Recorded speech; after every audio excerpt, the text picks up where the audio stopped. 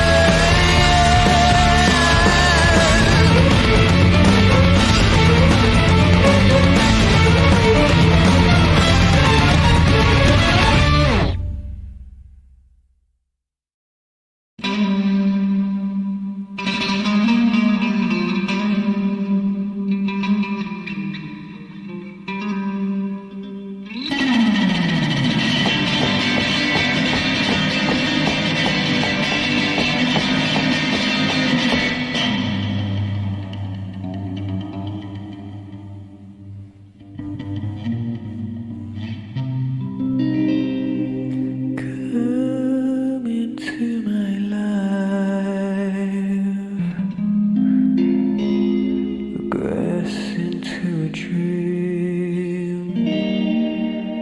We will hide, build a new reality. Draw another picture of the life you could have had, and follow your instincts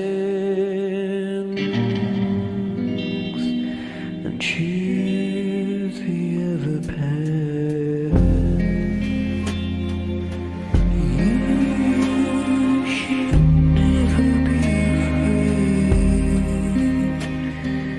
You're protected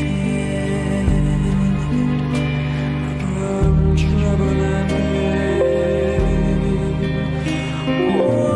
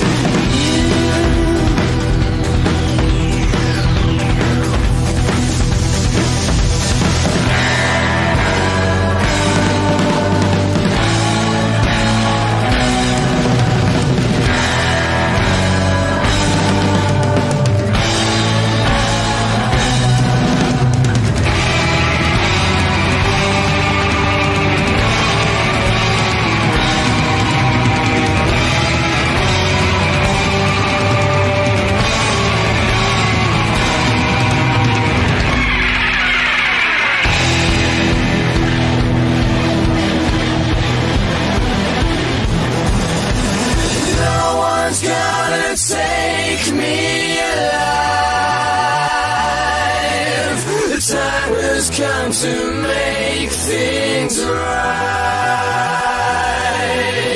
You and I must fight for our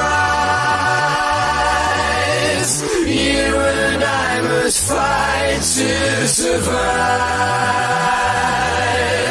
No one's gonna take me alive. The time has come to make things right.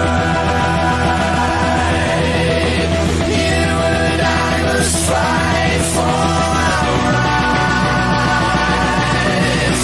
You and I must fight to survive.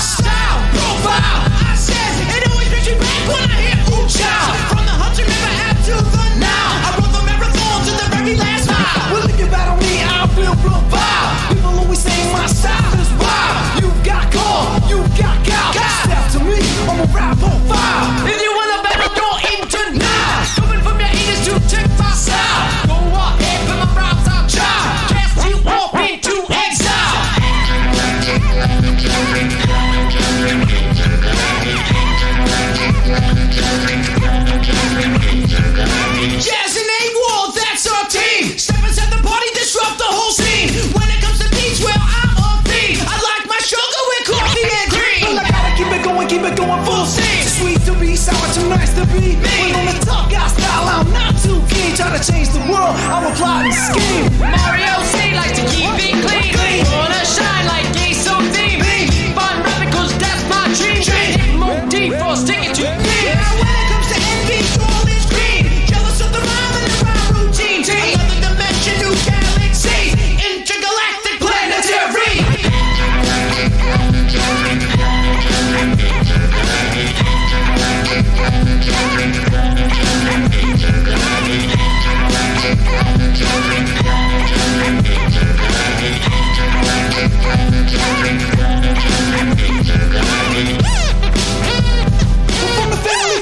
old school hip hop. We rock the shoes and relax the socks. The vibes are spreading just like a box. 'Cause the music is loud like an electric shock. I am known to do the wop. Also known for the Flintstone pop. Jammy D get biz on the crop. Beatsy boys known to let the beat drop. Now when I'm at graffiti, my name was Slop. If I rap shoot, my beats is stop. Step from the table when I start to chop. I'm a Jack DJ era.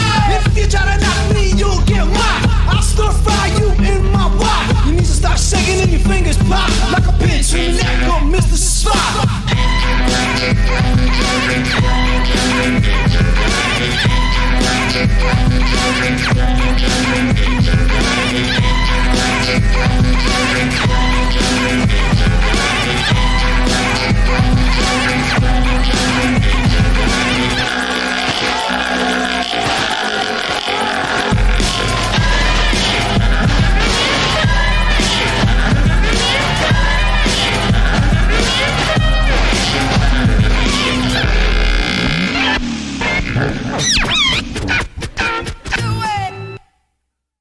What's on the passes, I'm far moon, it was second spots, but what's to lose? And looking at a wall, she can more than assume that you can't see air or time.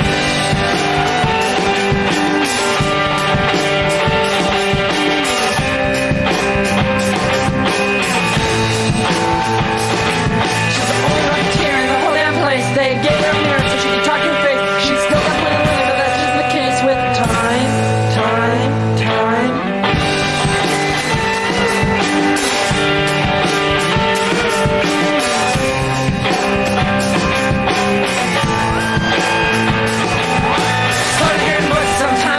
She knew she could be crazy, but didn't think that soon. Now she doesn't feel lonely, but she just said soon.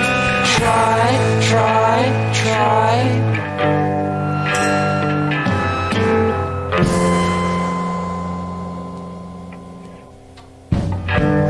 We're out looking for astronauts. Man shot to the moon. I bought a paperback and wanna go real soon. I'm shot to the moon. Been there a half an hour, I wanna come home soon.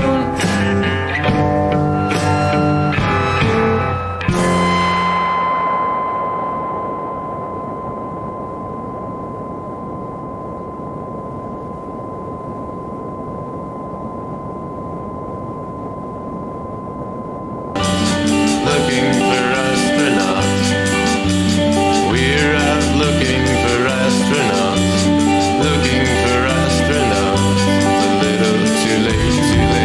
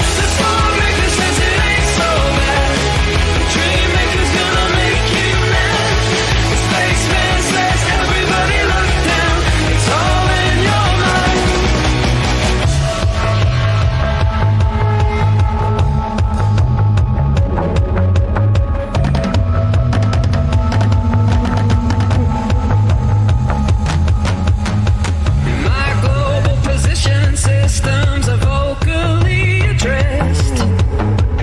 They say the Nile used to run from east to west. They say the Nile used to run from east to west.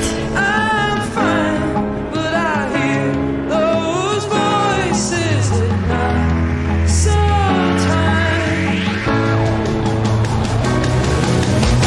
The stormmaker says it ain't so bad. The dream maker's gonna make you mad. The spaceman says everybody look down. It's all in your mind. The stormmaker says it ain't so bad. The dream maker's gonna make you mad. The spaceman says everybody look down. It's all in your mind.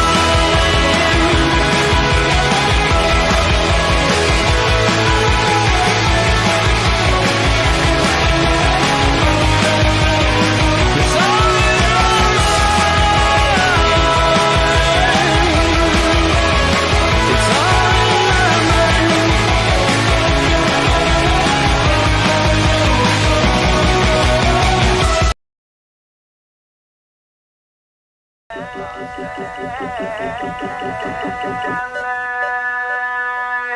Meet me in outer space.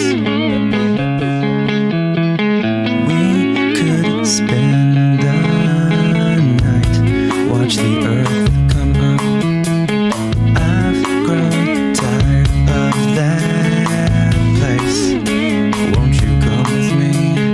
We could start,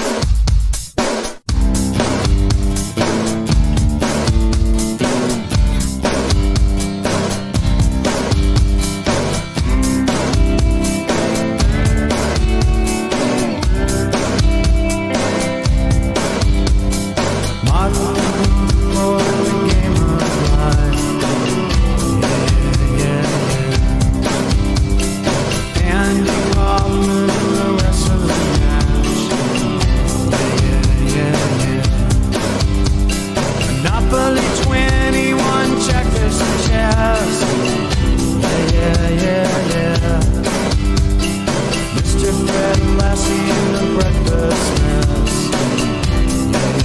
Yeah. Let's play Twister, let's play Risk. Yeah. See you in heaven if you make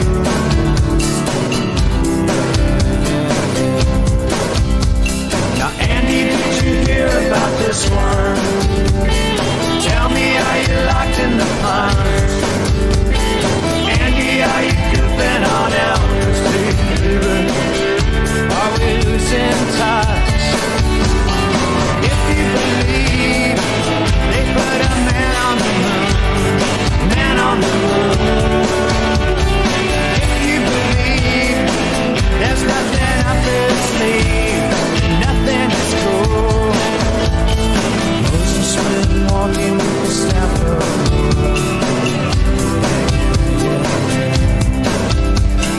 Newton got mean by the apple.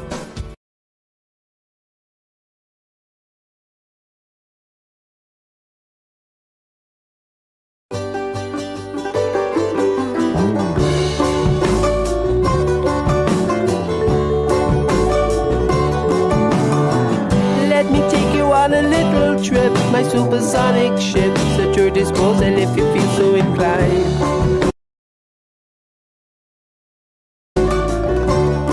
Well, alright. We're gonna travel faster than light, so drop your overcoat tight and we'll go anywhere you want to decide. Well, alright.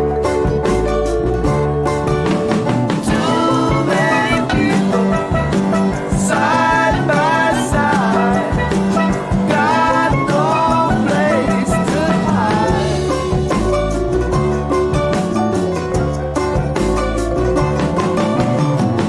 On my supersonic rocket ship, nobody has to be helped, nobody needs to be out of sight. Oh, out of sight, man. Nobody's gonna travel second class at the equality and no suppression of minorities.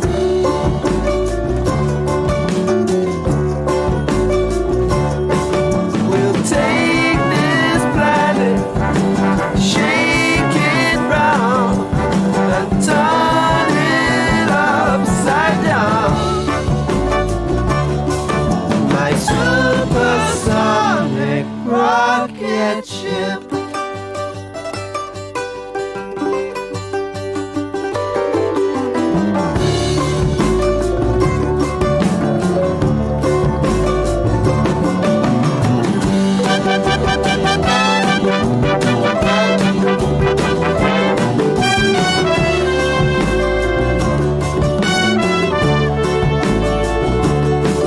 It ain't no magic, ain't no lie.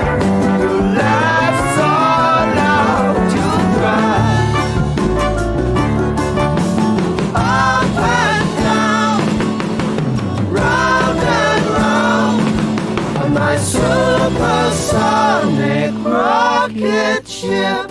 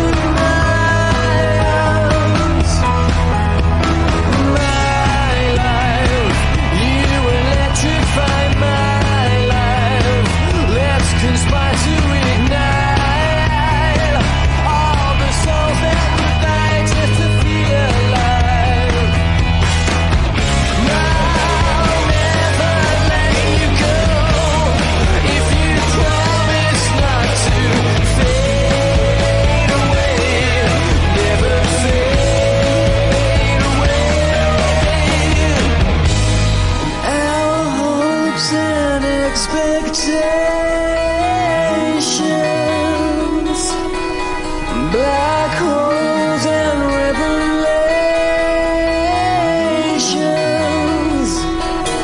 and our hopes and expectations, black holes and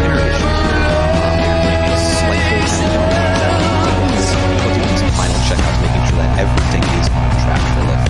Again, we'll update you as soon as we get a new T0. But again, we are in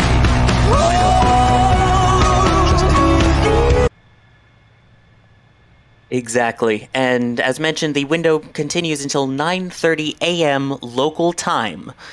So that is, I believe, 14:30 UTC.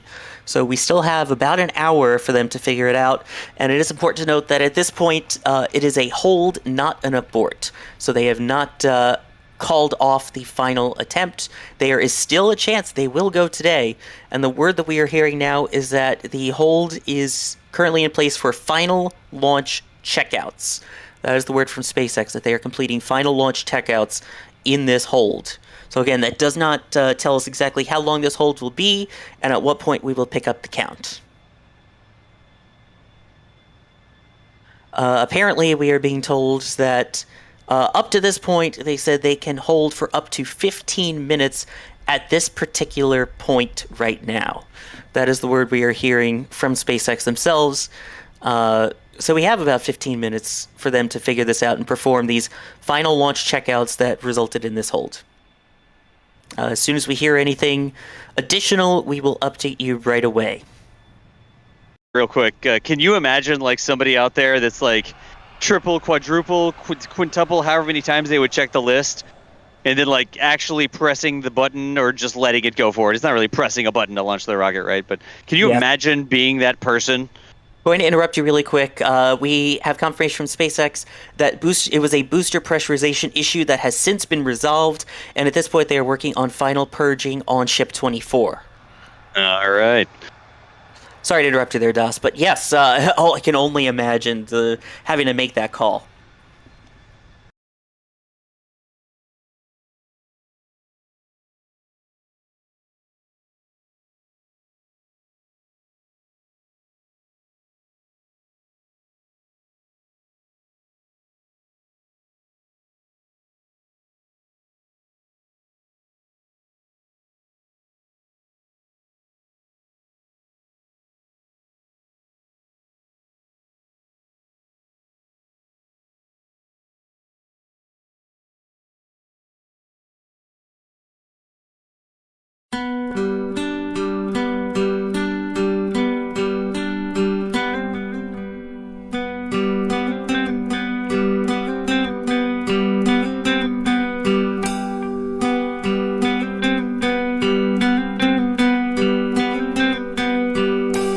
Everything that keeps me together is falling apart. I got this thing that I consider my only art of fucking people over.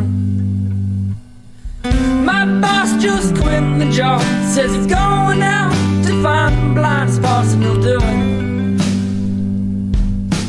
The third planet is sure and they're being watched by an eye in the sky, and the camera stops when you get to the promised land.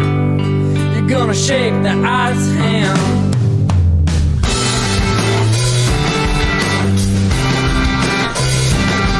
Your heart felt good, it was dripping pitch and made of wood.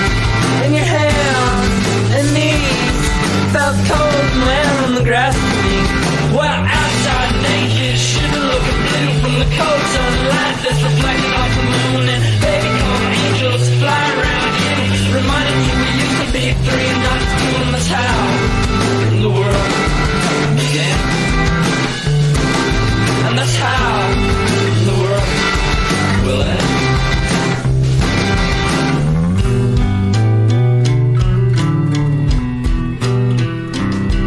Well, the third just been made and we're swimming in the water.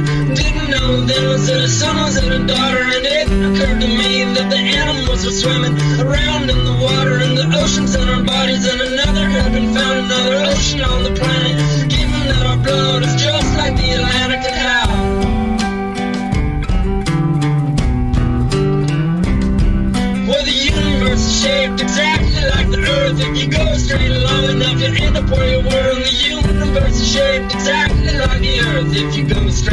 open up your hand and pour your worth. And the universe is shaped exactly like the earth.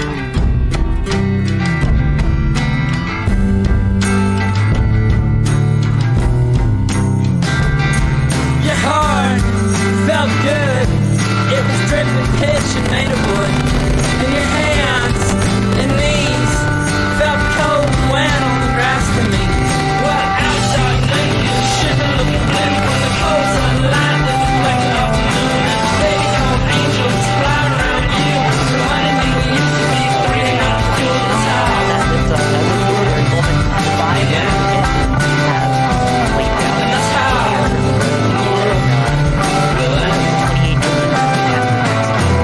Aerodynamic pressure on the vehicle. Gorgeous shots there. The vehicle going supersonic through max Q right there.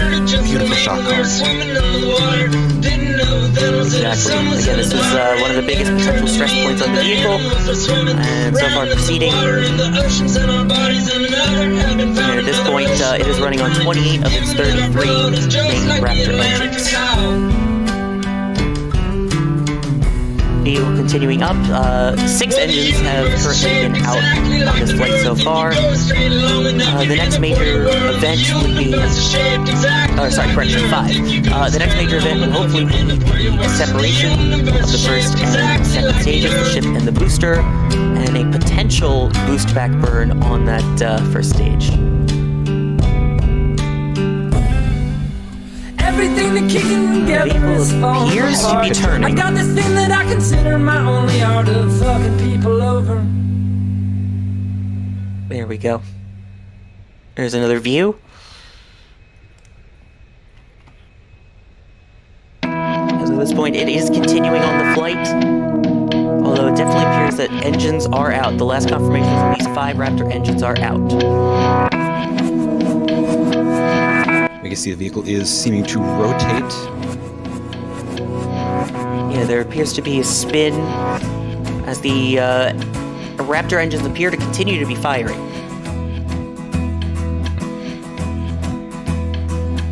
But yeah, this is indeed a noticeable spin that can be seen from our tracking camera here. What's that writing on your everything? At this point, we are continuing just to report off of the data that we have at the moment. No other speculations at this point, other than we have the confirmation at least 5 of the Raptor V2s went out on Booster 7, and our cameras are showing this spin of Booster 7 and Ship 24. And bad motels.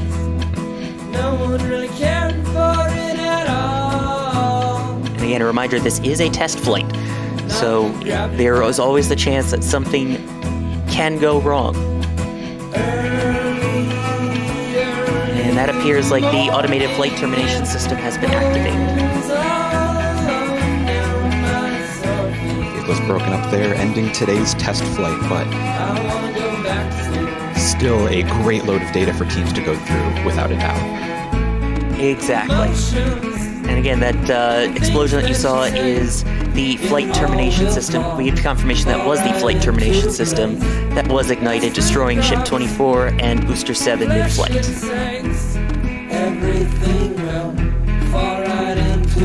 So at this point, we have our tracking cameras continuing to see what we can remaining of the vehicles. There is a look, though, at the team inside SpaceX headquarters in Hawthorne, which, again, a reminder, this is a test. So the fact that it cleared the tower and Stage 0 is still standing, the ground support equipment, I think is a huge success. You can see Elon there in the front of those screens. It looks like at the Launch Control Center. So it cleared the tower, and the launch pad is intact. So that is huge, and it made it pretty far into flight. I think those are still significant milestones. Look at that view.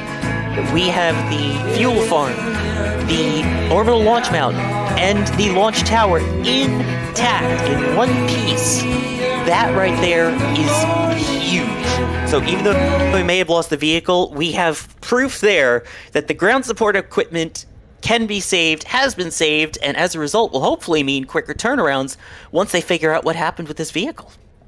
Exactly. We could see a bit of damage there on the cladding on the tower. Again, does not look unrepairable by any means.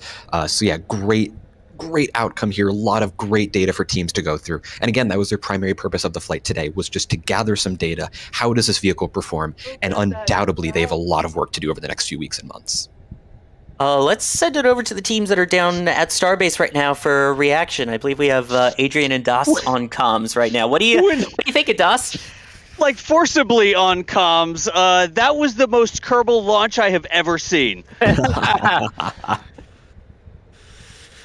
The sound was insanity over here. I mean, we're 6 miles away, and I felt like it was getting hotter. I don't know if it was just the sound was shaking me so much or the sun came up from behind a cloud, but as the rocket was going up, I felt like it got hotter over here. I think it might just be like sort of psychosomatic deal, but good grief. Adrian, are you still here? Some sort, yeah. We don't have your mic plugged in there, Adrian. Oh, man. Wait, I'm not?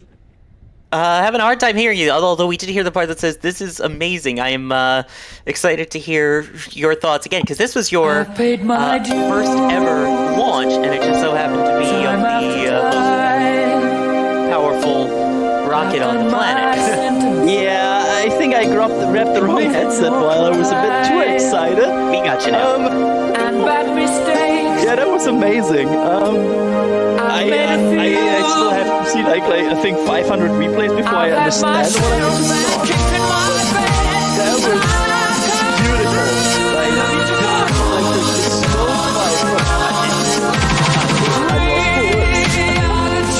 We still have the smoke cloud up, like the huge cloud that's over Starbase site. I think that is all the tropical such a huge, persistent before it left. You can check with Jack. I don't know if Jack is going to have Jack, are you here? Yes, we can hear you. That was the craziest thing I've ever experienced in my entire life. Everything was shaking. The earth was shaking. The cameras were shaking. If you took my feed at any point during that and it was just jello, I sincerely apologize. Vows and my curtain calls. You brought me fame and fortune and everything that goes with it. I thank you all, but it's been no bed of roses, no pleasure cruise. I consider it a challenge before the whole human race, and I'm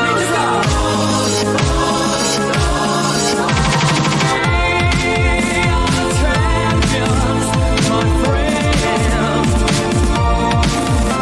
and we'll keep on fighting till the end.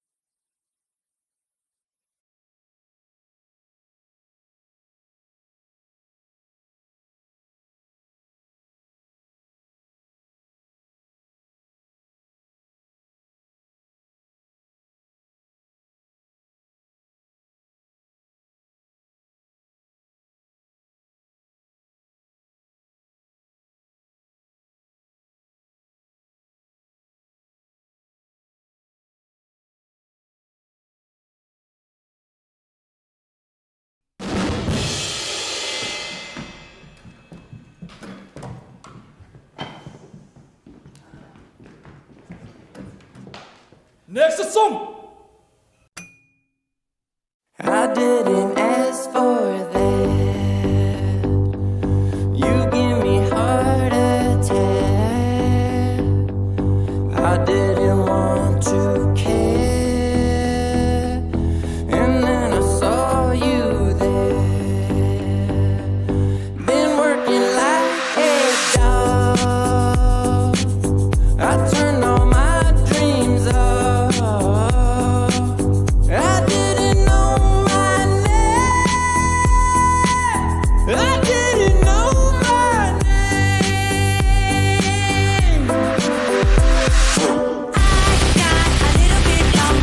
I got a ways to go. I got a little bit longer. I got a ways to go. I got a little bit longer. I got a ways to go. Whoa, I got a ways to go.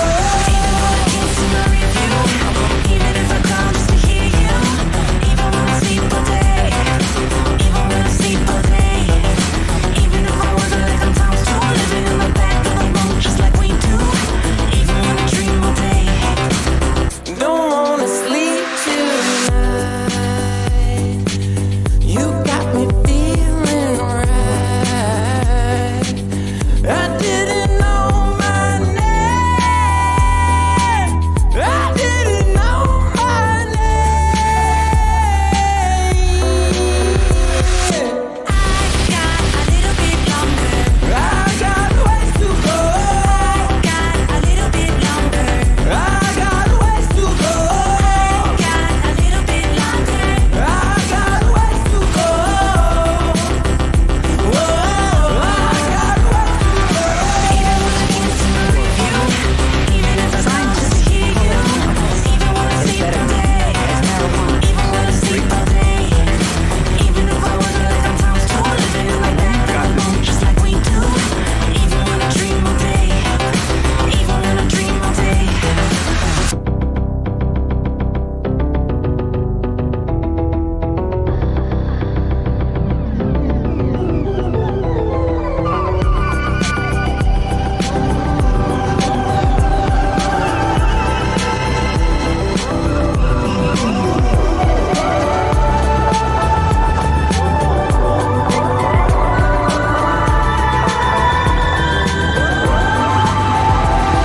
Oh, I got a little bit longer. I got a ways to go.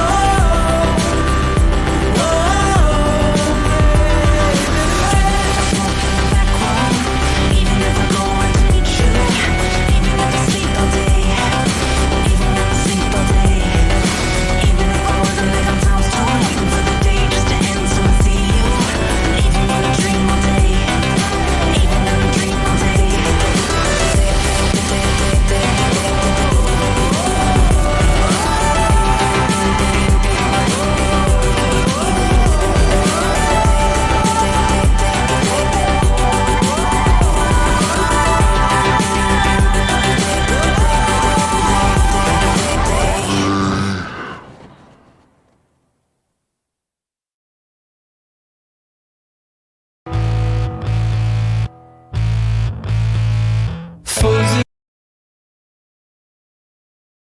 Class of plants that is producing these molecules that incredibly have the power to alter what goes on in the human mind. This plant, by making just such a molecule, has gotten us to spread it all over the world. Scientists call it cannabis. It is better known as marijuana. Cannabis recognized, metaphorically speaking, that this was its path to world domination. Produce more of this molecule, and there will be more marijuana plants given more habitat by this creature who likes what this molecule seems to do. And by trying to figure out just how that molecule works, scientists stumbled on an amazing discovery about the workings of our brains.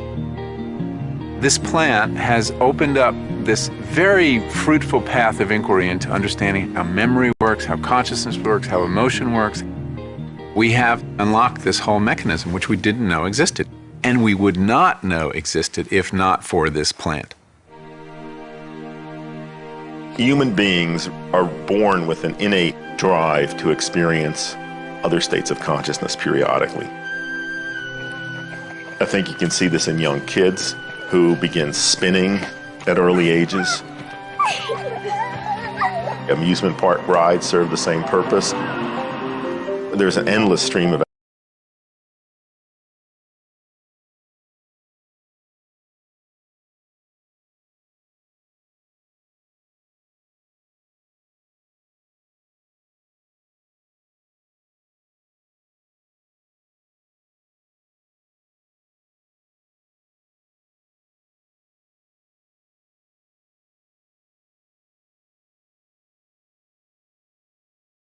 us to work for it, and quite slavishly at that.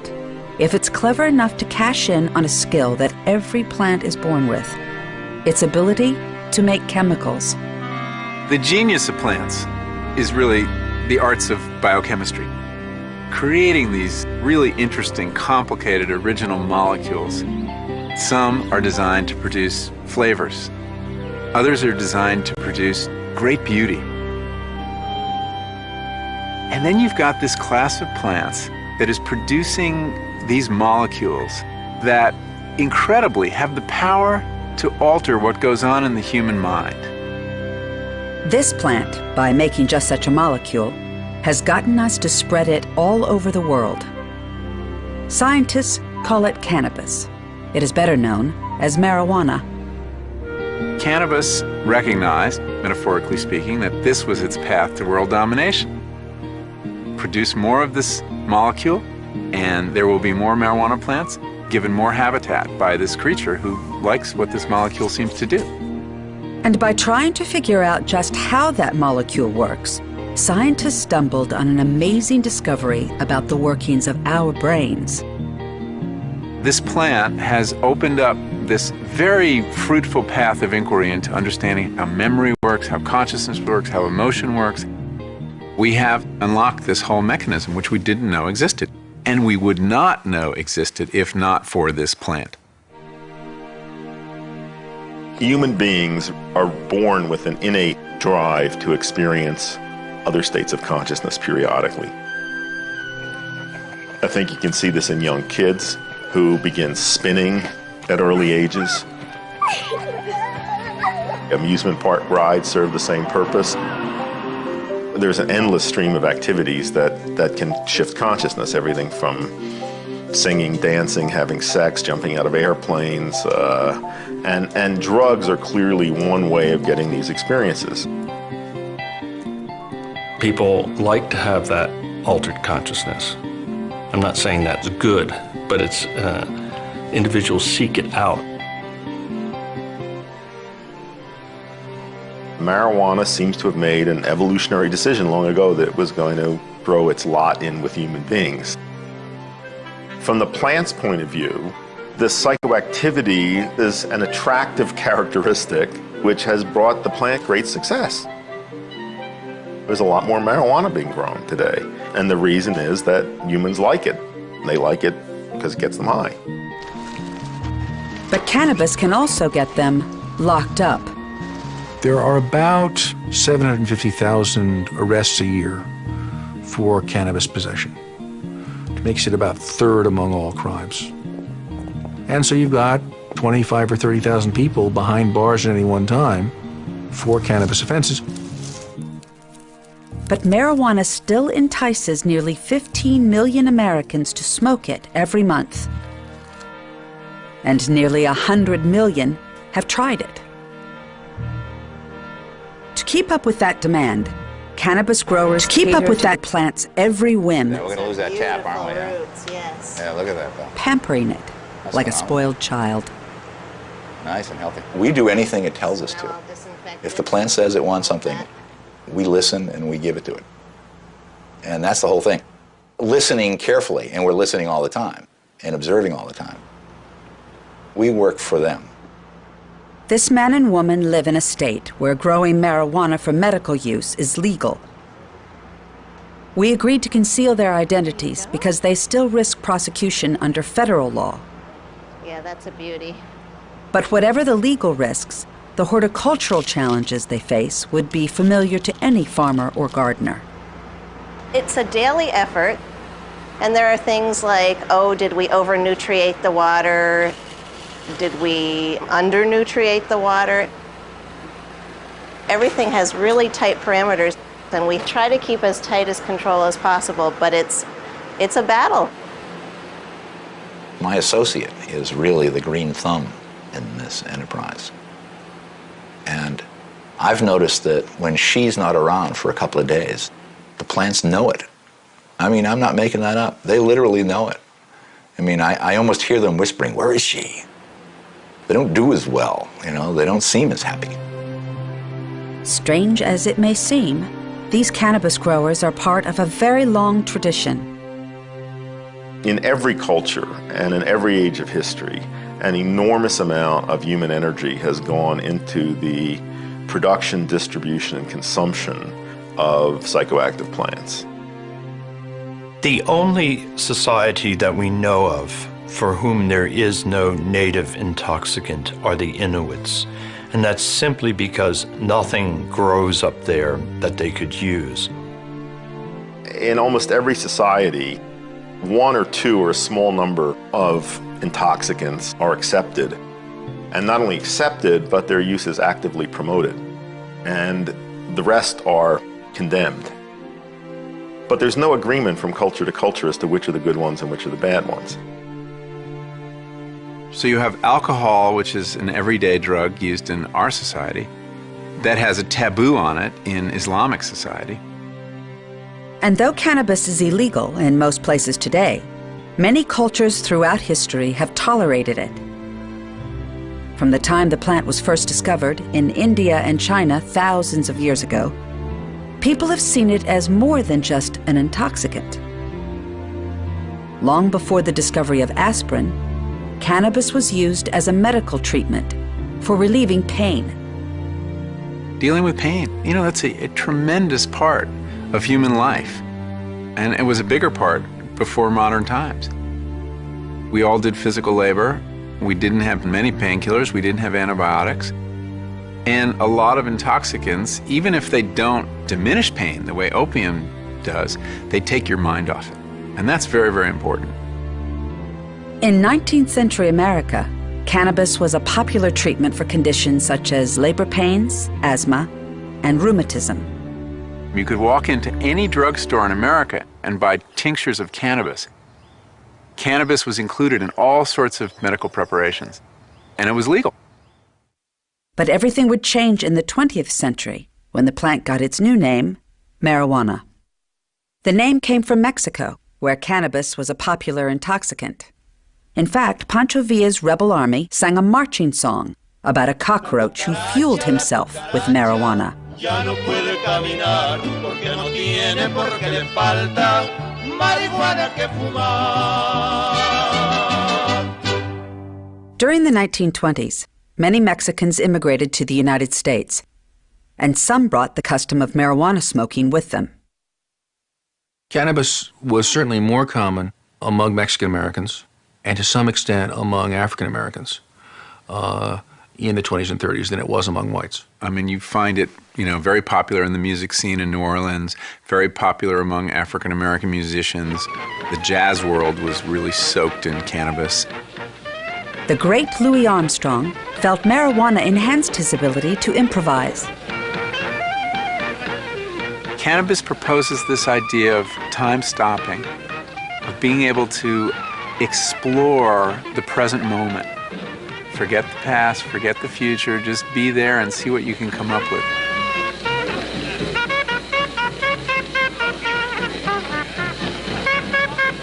Even if it's a song you've played a million times before, it becomes new, strange, wonderful. You see new possibilities in it that weren't there before.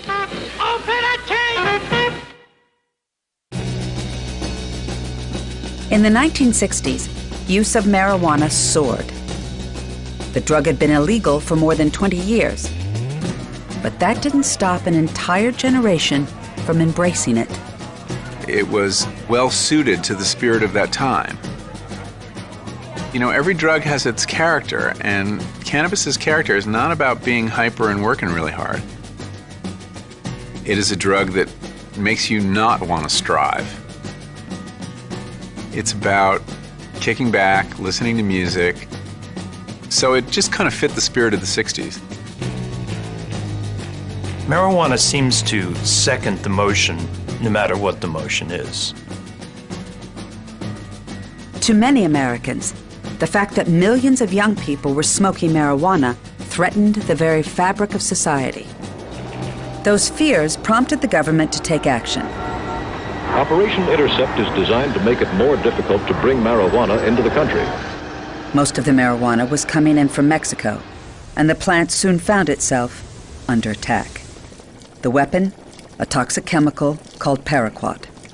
We have to remember that in the evolution of a species, everything counts as a factor of natural selection, including things like, the decision by the United States government in the 70s to pressure Mexico to spray herbicide on their pot fields. From 1975 to 1983, Mexican pilots doused the country's cannabis fields with the poison. There was some concern that it would get into the product coming north if it was cut right after it was sprayed, and that as people inhaled this, it probably wasn't very good for you. This is a drug testing lab in Palo Alto, California. The people here are receiving 300 samples of marijuana a day from smokers who want to know if their pot is contaminated. People are extremely anxious about this problem, and frankly, I don't blame them. Mexican marijuana began to develop a very bad name.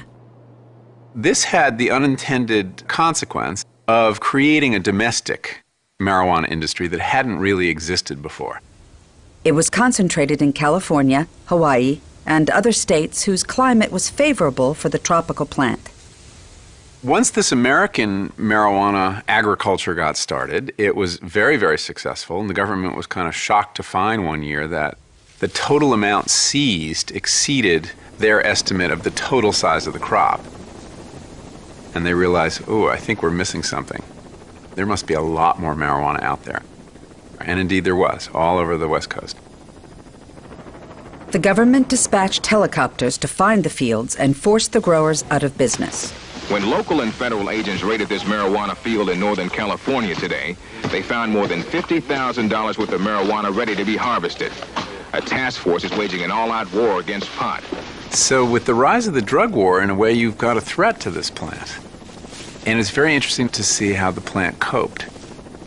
Cannabis, as plants so often do, found a way not only to survive the threat, but to come out ahead.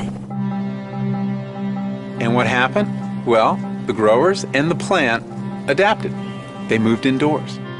The problem with moving indoors is this is a 12-foot tall plant. So what they needed were the genes of a shorter cannabis plant to breed with their tall plant. So the pioneers of indoor growing crossbred the tall, warm weather species, Cannabis sativa, with a low-growing mountain species found mostly in Asia, Cannabis indica. They brought together these two great strains in the marijuana family and created a plant that was short, fast, and strong. The plant, which had once been a skinny little piece of ditchweed, is now a pampered, spectacularly good-looking, multicolored, rich, resinous being. Hardly the species it was before at all. It's turned completely into something else.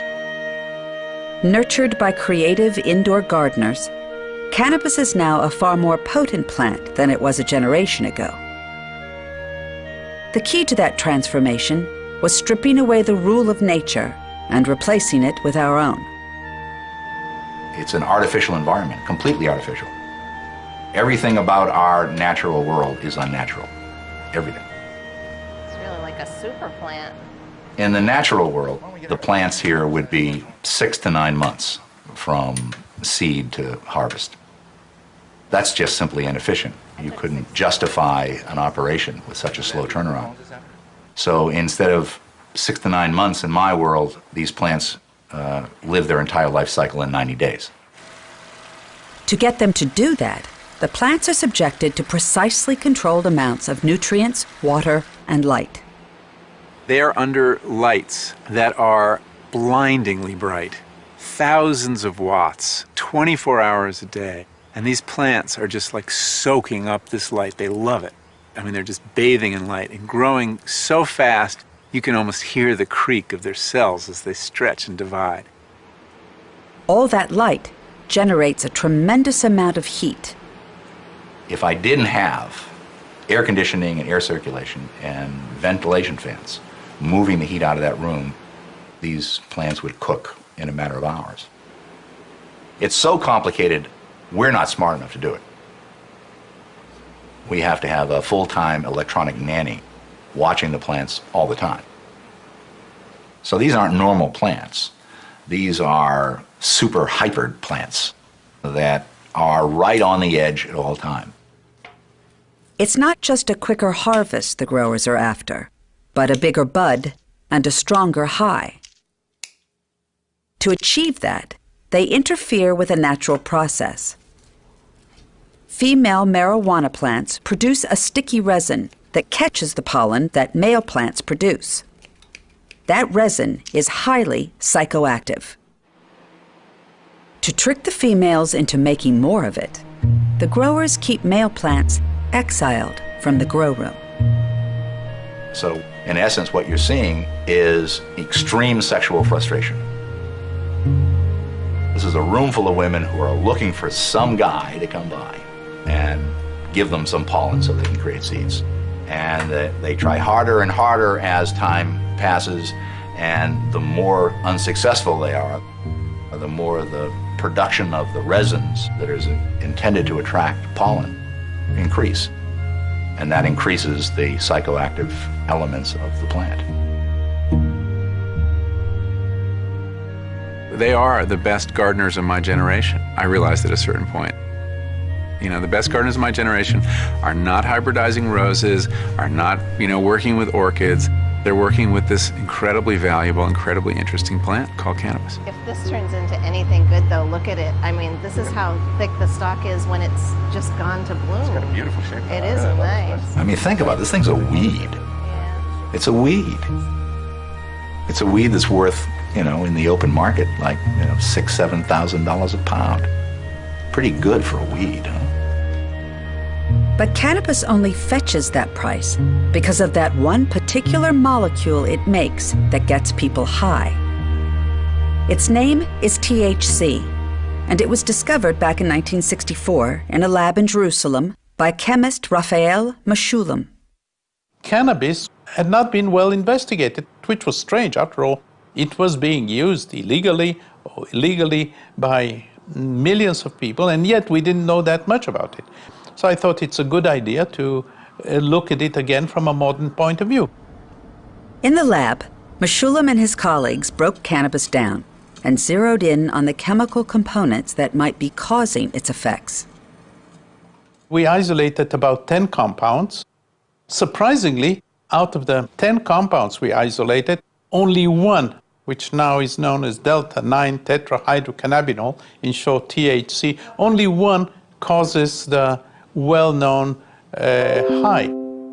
We tested it in humans, many of my friends, and we saw that the compound is effective as we expected it to be. The identification of THC answered one question but raised another. Just what did it do to the brain? I had always assumed that people knew how marijuana worked. It surprised me, actually, when I began looking in the research literature that it was really clear that no one really knew how it worked. In 1988, Lynn Howlett found the answer. She discovered that deep inside the brain, THC molecules activate a previously unknown network of specialized chemical receptors. So that was proof that there is a receptor protein in the brain that can bind to the THC like a key in a lock. It was very exciting because what that meant to us was we had a tool that could be used for studying, and other researchers could use it as well. And people could study where the receptor was in the brain. Howlett and other scientists found the receptors in the hippocampus, which forms memories, the cerebellum, which controls movement, and the frontal cortex, where we think. Here were these receptors that this chemical produced by a plant out in the world just so happened to have the precise combination to unlock. What an extraordinary thing that is.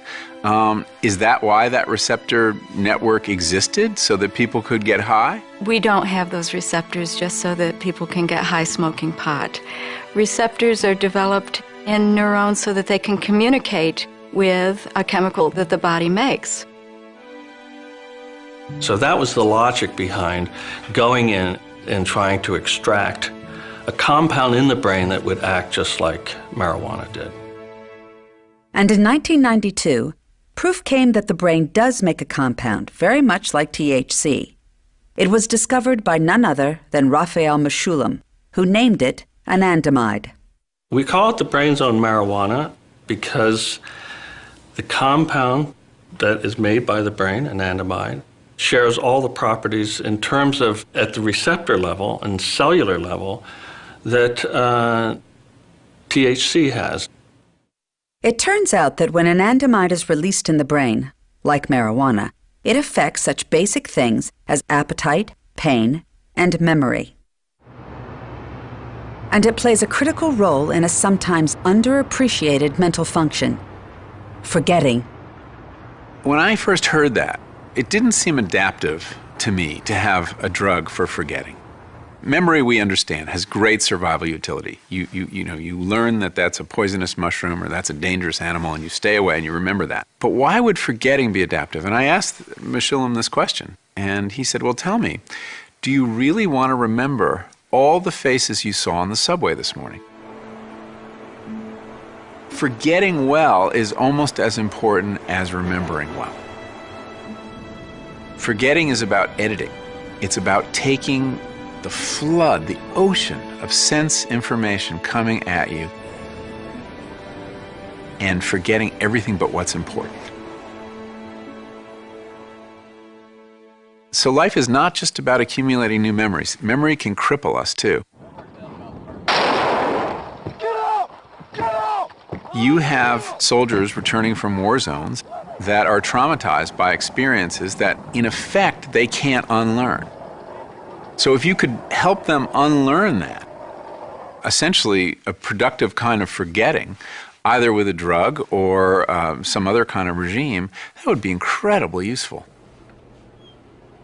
And that's exactly what Aaron Lichtman is trying to do. He's studying how mice remember and forget.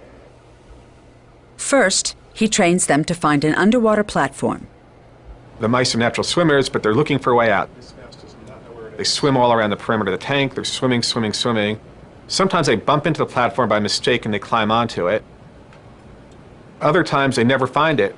So then at this point, he's been at it for a while, and the experimenter has to gently guide them to it or place them on the platform. Then, Lichtman takes the platform away. A normal mouse quickly realizes the platform is gone. But a mouse whose anandamide receptors have been blocked is unable to forget. They don't learn to give up. They keep on looking for that platform even though it's gone. Scientists like Lichtman hope that learning how to regulate anandamide may one day lead to treatments for people who are haunted by their memories. If they can elevate naturally occurring anandamide in humans, we might be able to have whole new therapeutic targets to treat post-traumatic stress syndrome. By using a plant that has been around for thousands of years, we discovered a new physiological system of immense importance. We wouldn't have been able to get there if we had not looked at the plant. These plants are constantly undergoing this revision and this re-revision in our cultural imagination, depending on what uses they're playing for us. Are they demons or are they, saviors?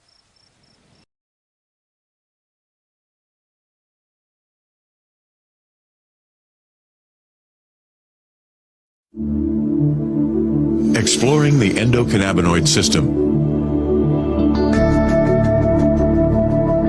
Adipose tissue, once viewed simply as a metabolically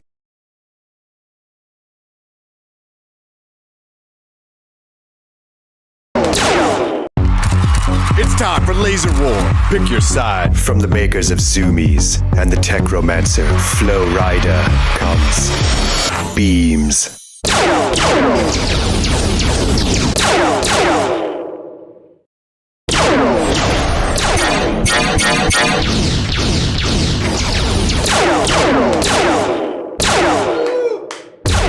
Beams is an instrument so advanced, it's made out of lasers. Now you control the sounds of the future.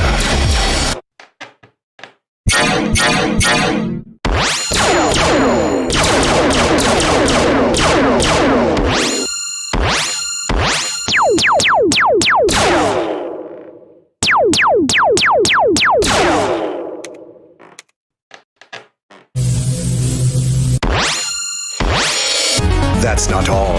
Beams connects you remotely to your own weaponized satellite, which provides real-time fire support during actual military operations. Who wants to wipe out my enemies? Try it.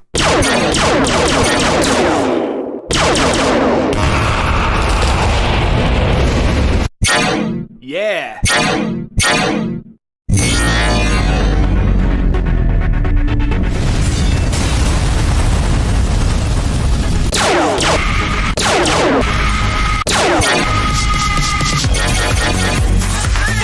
Become the hero you were born to be, and win the respect of Flow Rider.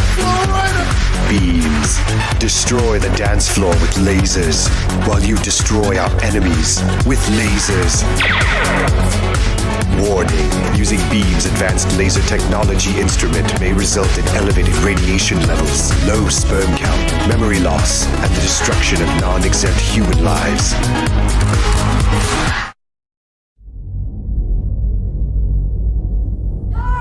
Once again.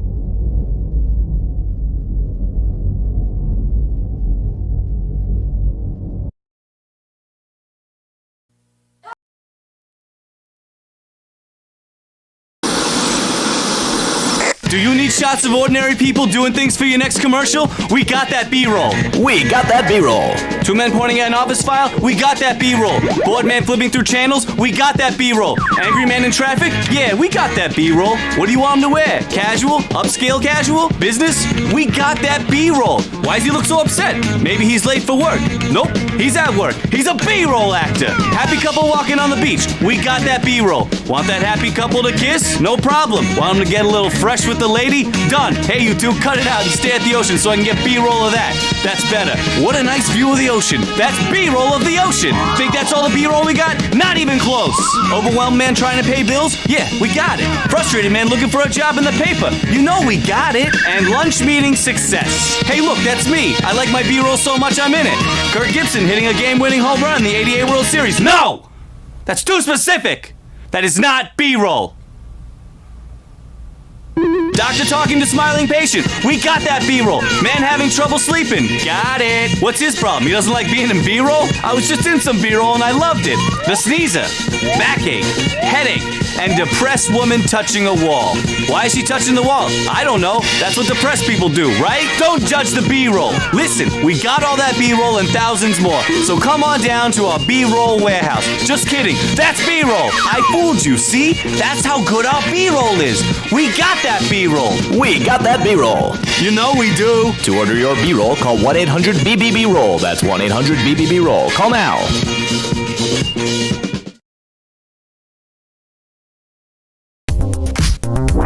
What's that over there? It's your impending mortality. Everything about you is withering, starting with your eyesight. Introducing Zoomies, cybernetic optical enhancements. Connecting directly to your brain through patented optical bonding technology. Experience accelerated human evolution like never before. You will be 300% more human than 300 humans. Pinpoint the flaws in biology, children, and baseball in stunning annotated future vision. Other optical enhancements cause inexplicable pain. Welcome to the future, Mr. Cool Dude. I'm promoting you to Captain of Coolness. As a captain, you will hold a high-ranking position in the military hierarchy of the future, commanding troops less cool than you. Doesn't that sound radical? Whether your target is moving at high speeds or hiding in large crowds, you will own the visual spectrum. Build complex machinery at a microscopic level. Engage and identify. Fold. Tuck. Infiltrate. Zoomies will remain active even after being ripped painfully from your visual cortex. Act now, and for no additional cost, we will equip your entire family with Zoomies, sparing them from a life of hard labor in the laser mines. Don't get left behind. The future is in your face. The future is on your face. Zoomies.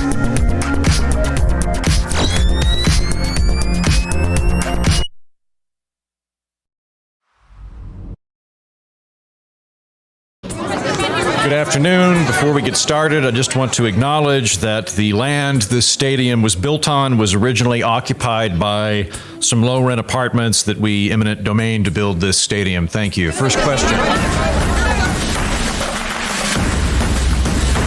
I just want to start by saying I'm really proud of these guys and the organization, but I can't. I mean, you've seen them. You worried about the age of your quarterback? No.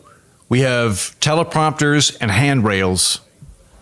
Team's going to rally behind the guy. We're going to be fine. You got some strong personalities on the team. Yeah, I've definitely got a lot of wild cards on the roster. What do you think about wild cards? I mean, they're fucking idiots. Backup looked a little shaky today. So she's fumbled some things. Yeah, she's working on some stuff. That happens. Working on what stuff? Basic public speaking. Trouble running up the middle? Yeah, we pretty much gave up on the middle of the field. We're just trying to hug that right sideline and see how far it'll take us. Not far, it turns out. How'd you feel about the officiating today? Horrible. Horrible. Referees aren't supposed to be neutral. They're supposed to arrive at the right decision, which we already came up with. The problem is we don't have enough referees. We need more referees that are from our team. Yeah, we got a lot of people running out of bounds unnecessarily. I think they just enjoy it. We think that where you score a touchdown should be based on where you started in life. No, we're not banning the playbook. It's just some of the offensive formations in the playbook are getting torn out. Yeah, we probably spend too much on defense, and we want to cut that back unless we have the opportunity to. The opportunity to? Yeah, if we have the opportunity to cut back on defense, we won't. But until that time, we're in favor of it. Yeah, I mean, there was a penalty for roughing there, but I didn't see it. It looked mostly peaceful to me. What's the game plan for next week? We've quit focusing on trying to win. Now we're just trying to disqualify the other team. You want to talk about that flag? The false flag? Nobody wants to talk about the false flag? Can you talk to us about that flag? Yeah, we added that circle for... That was intersex? Your legislative captain took 15 ballots to get confirmed. What was going on there? I don't really want to get embroiled in that stuff. All I know is that my guys went out there today and performed, by which I mean they don't believe a word they're saying. You had an assistant coach whose stolen laptop was apparently leaked online. Mm-hmm. Some incriminating photos in there. Do you have any comment? The other team is Nazis? I mean, we want to spend less, right? But that's a league-wide issue, and you got the other team burning through cash, so obviously we got to do the same. We got to spend more so that we can win more, and then we'll spend less. Are you spending more? We'll spend less after we spend more. Student loan forgiveness night was popular. Very popular. Till it got overturned, yeah. Any new promotions on the horizon? Free money night. Free money. Yeah, we're just going to pass out like fistfuls of cash and shit. I've just been drilling down with my guys in the locker room. The most important thing we can do is execute. Children, minorities, even minor crimes. I think it acts as a real deterrent. Can you explain that timeout you called? Yeah, we noticed we had too many men on the field, and we didn't have enough women, which is a social construct, but we still needed gender parity, so we paused the game to add 2 tons of women. Are you feeling positive about winning the division? I mean, we better win the division. We gerrymandered the fuck out of it. I give no credit to the other side. They don't play by the rules. They have no redeeming qualities, and I wish the worst for them. We got a bit of an identity crisis right now, but I'm real proud of our boys. Proud boys. Proud boys. The Proud Boys. Anything new on the injury front? A lot of our team has head trauma. It means that they have narcissism instead of math skills, all to our benefit. Are you concerned about head trauma? Concerned? I'm praying for head trauma. I'll tell you this much. If we lose, I'm going to go coach in Canada.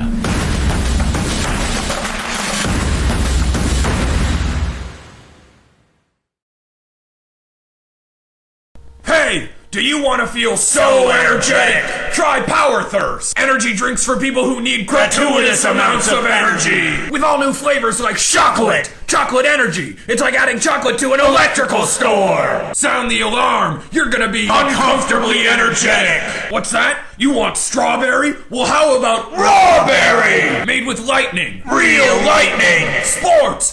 You'll be good at them. It's an energy drink for men. Energy. These aren't your dad's puns. These are energy puns. Turbo puns. Science, energy, electrolytes, turbo lights, power lights, more lights than your body has room for. You'll be so fast, Mother Nature will be like, slow down. And you'll be like, fuck you, and kick her in the face with your energy legs. You'll have so much energy.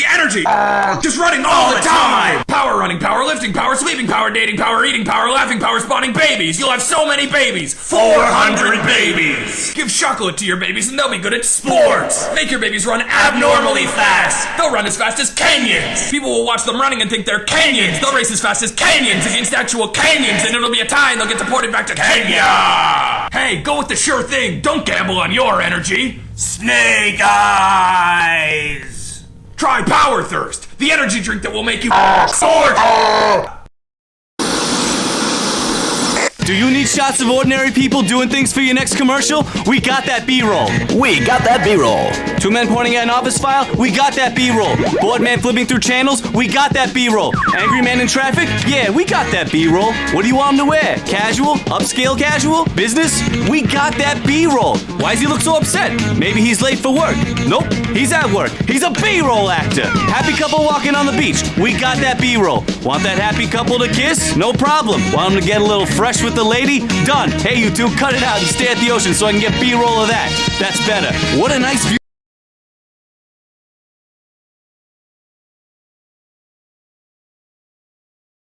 Look at you, man.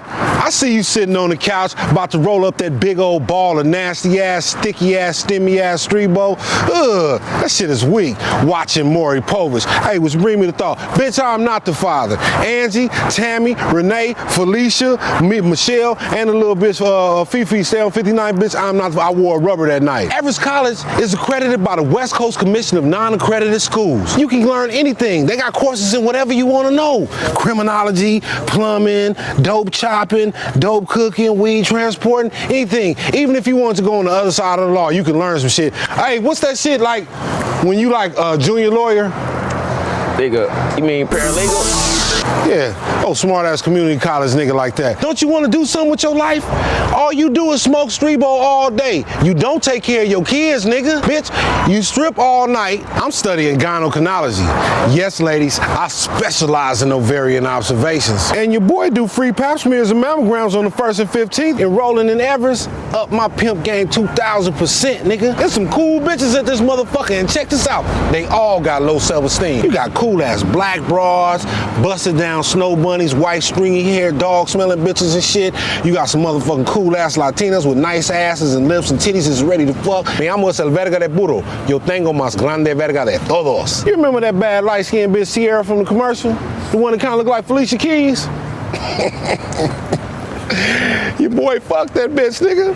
Nigga, trill shit, I ain't lying. Skeeted her up, nigga, all over her face. Nigga, I was dropping balls in that hole. Like, throw them balls. And if your bread ain't right, don't even trip, because Everest College accepts all forms of payment for your tuition, nigga. Real shit, nigga.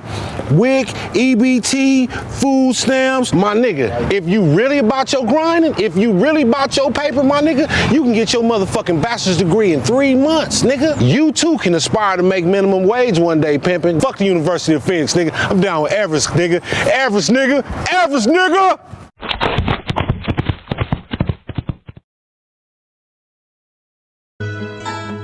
Good morning.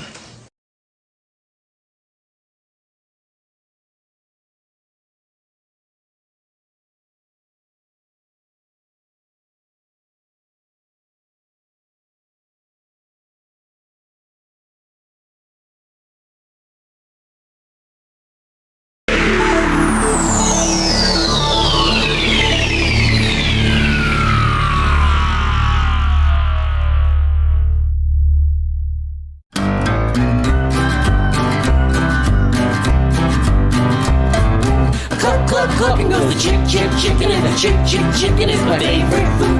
I'll eat the wings and I'll eat the breast. Chicken is the best. Welcome to Charbay's Chicken World and Restaurant Resort. This is the largest fast food entertainment complex in North America, with a subterranean farm, a power plant, and the world's only magma-heated chicken blast fryer. Now, you be the new senior chief and night manager. Now, does that sound like what you're looking for? Well, that sounds fine to me. Yo, you call this a sandwich? Yeah, I know. Tastes like shit. What about Tony? What about me? Get back in the kitchen and make me a real sandwich before I give you a crack in the mouth. Maybe straighten out your eyes.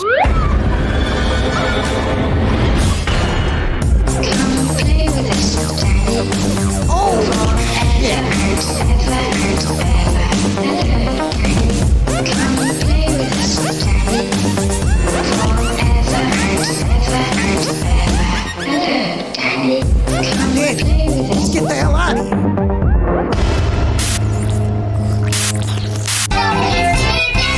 Here's Johnny. Charbay's Chicken World and Restaurant Resort is going completely insane. Never tried Charbay's? We've got a big surprise coming to you. Introducing our new and amazingly tasty volcanically activated extreme dipping sauce, the Shiny. They'll love it. Charbay's Chicken World and Restaurant Resort with over 237 attractions in Mount Spalsey on Highway 272. We'll blindfold the chicken with tiny little band-aids, and then we just drown them in the spicy barbecue sauce and pluck all the tail feathers with a shop vac and a pair of surgical clamps. Do you mind if I ask why you do that? Alfonso, do you mind just keeping it down a bit? The big people are talking here. And other than that, no other problems. Oh, except the toilets sometimes receive volcanic pressure blasts that explode feces all over the walls of the bathroom, I'm afraid.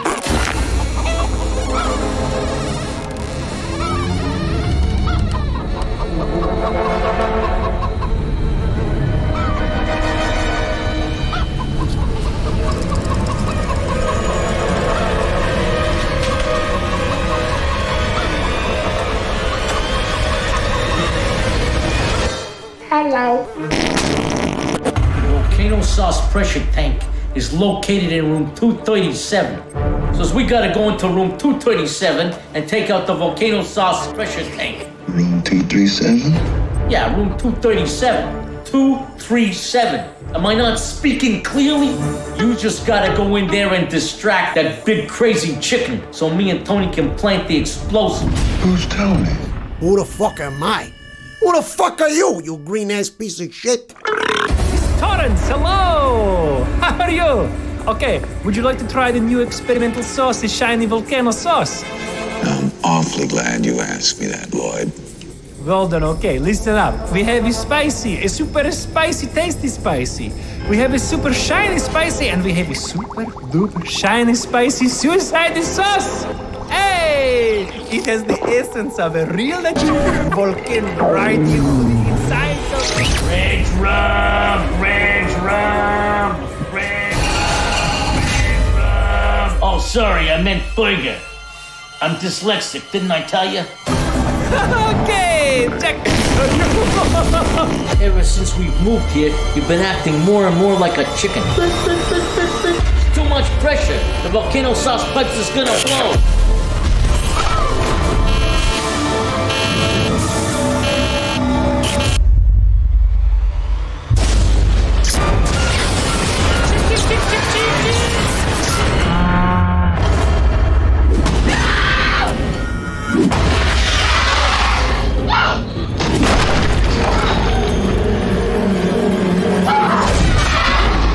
From Master Director Stanley Kubrick comes a new twist on a classic tale of horror. The Chickening. Rated R.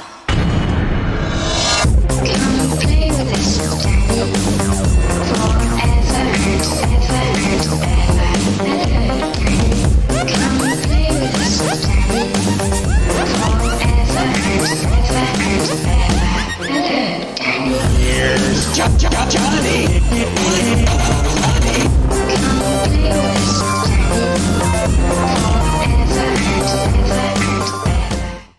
You know you're growing a beak, right? Chip, chip, chip, chip, chip, chip.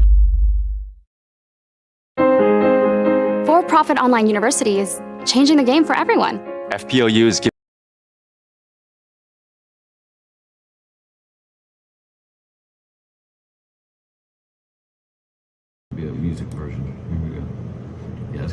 seconds of people talking here. Hold on. Caught up a little bit here. As we get it.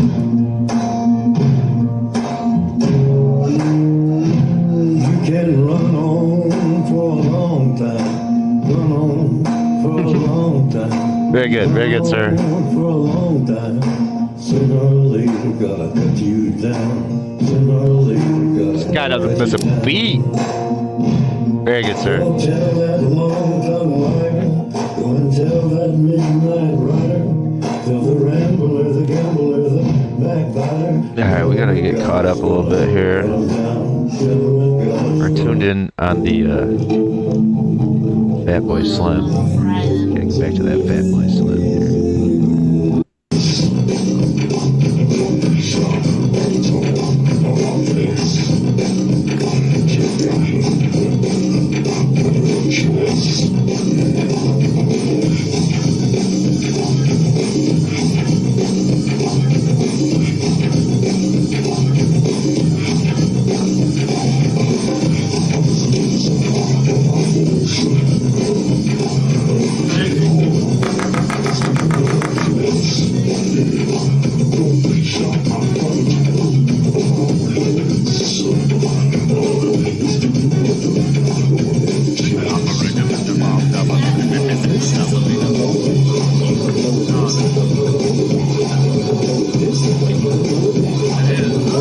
Halfway between the gutter and the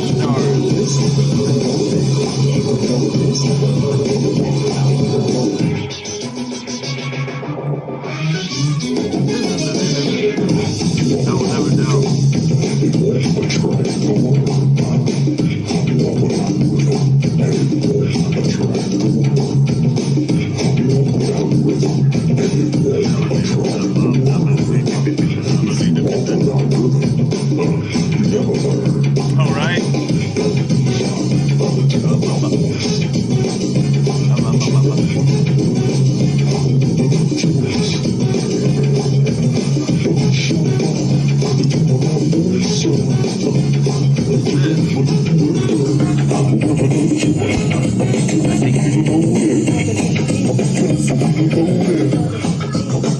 Pretty sure that I told him that this wasn't a real song. That's why he showed me his desktop.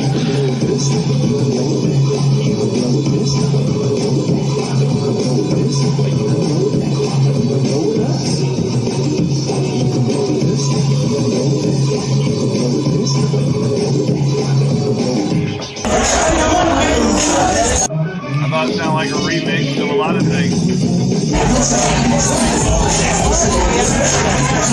At least it will.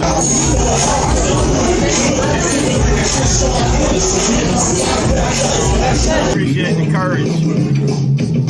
There we go. Man. I don't want to hate on this guy too much, but I haven't seen anybody own a metal bong in 1995. But, I mean, it makes sense.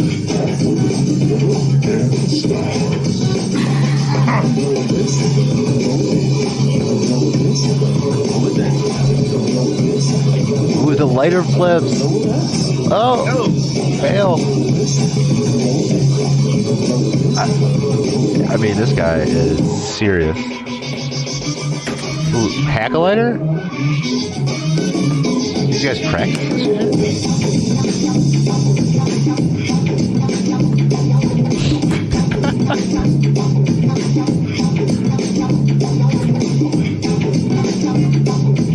Woo, these moves.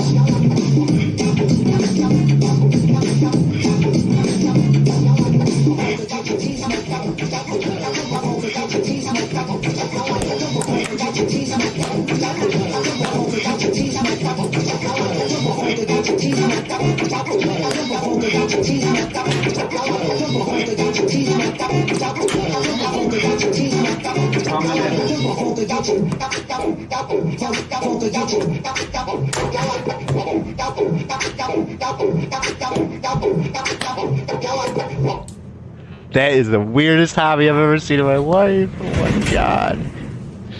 Yeah, punk rock.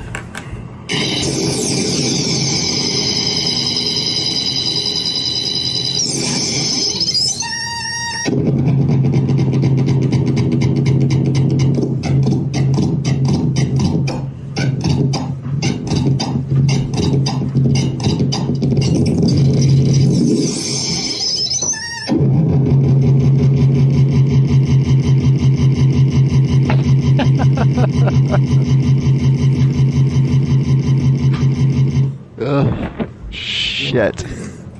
How is this real? How is this real?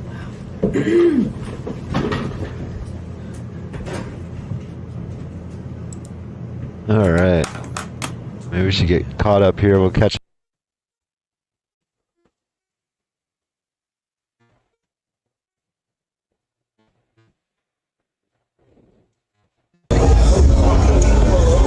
What's your interview video about? I'm like documenting myself. Adam Sandler and Quagmire. Nope. Not interviewing apes. No apes, no apes.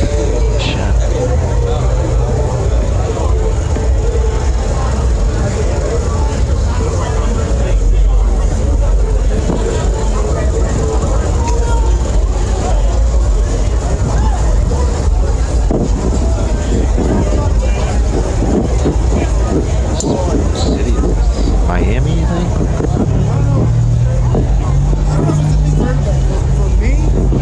Mace. Everybody's got mace. And these extreme deal with mace.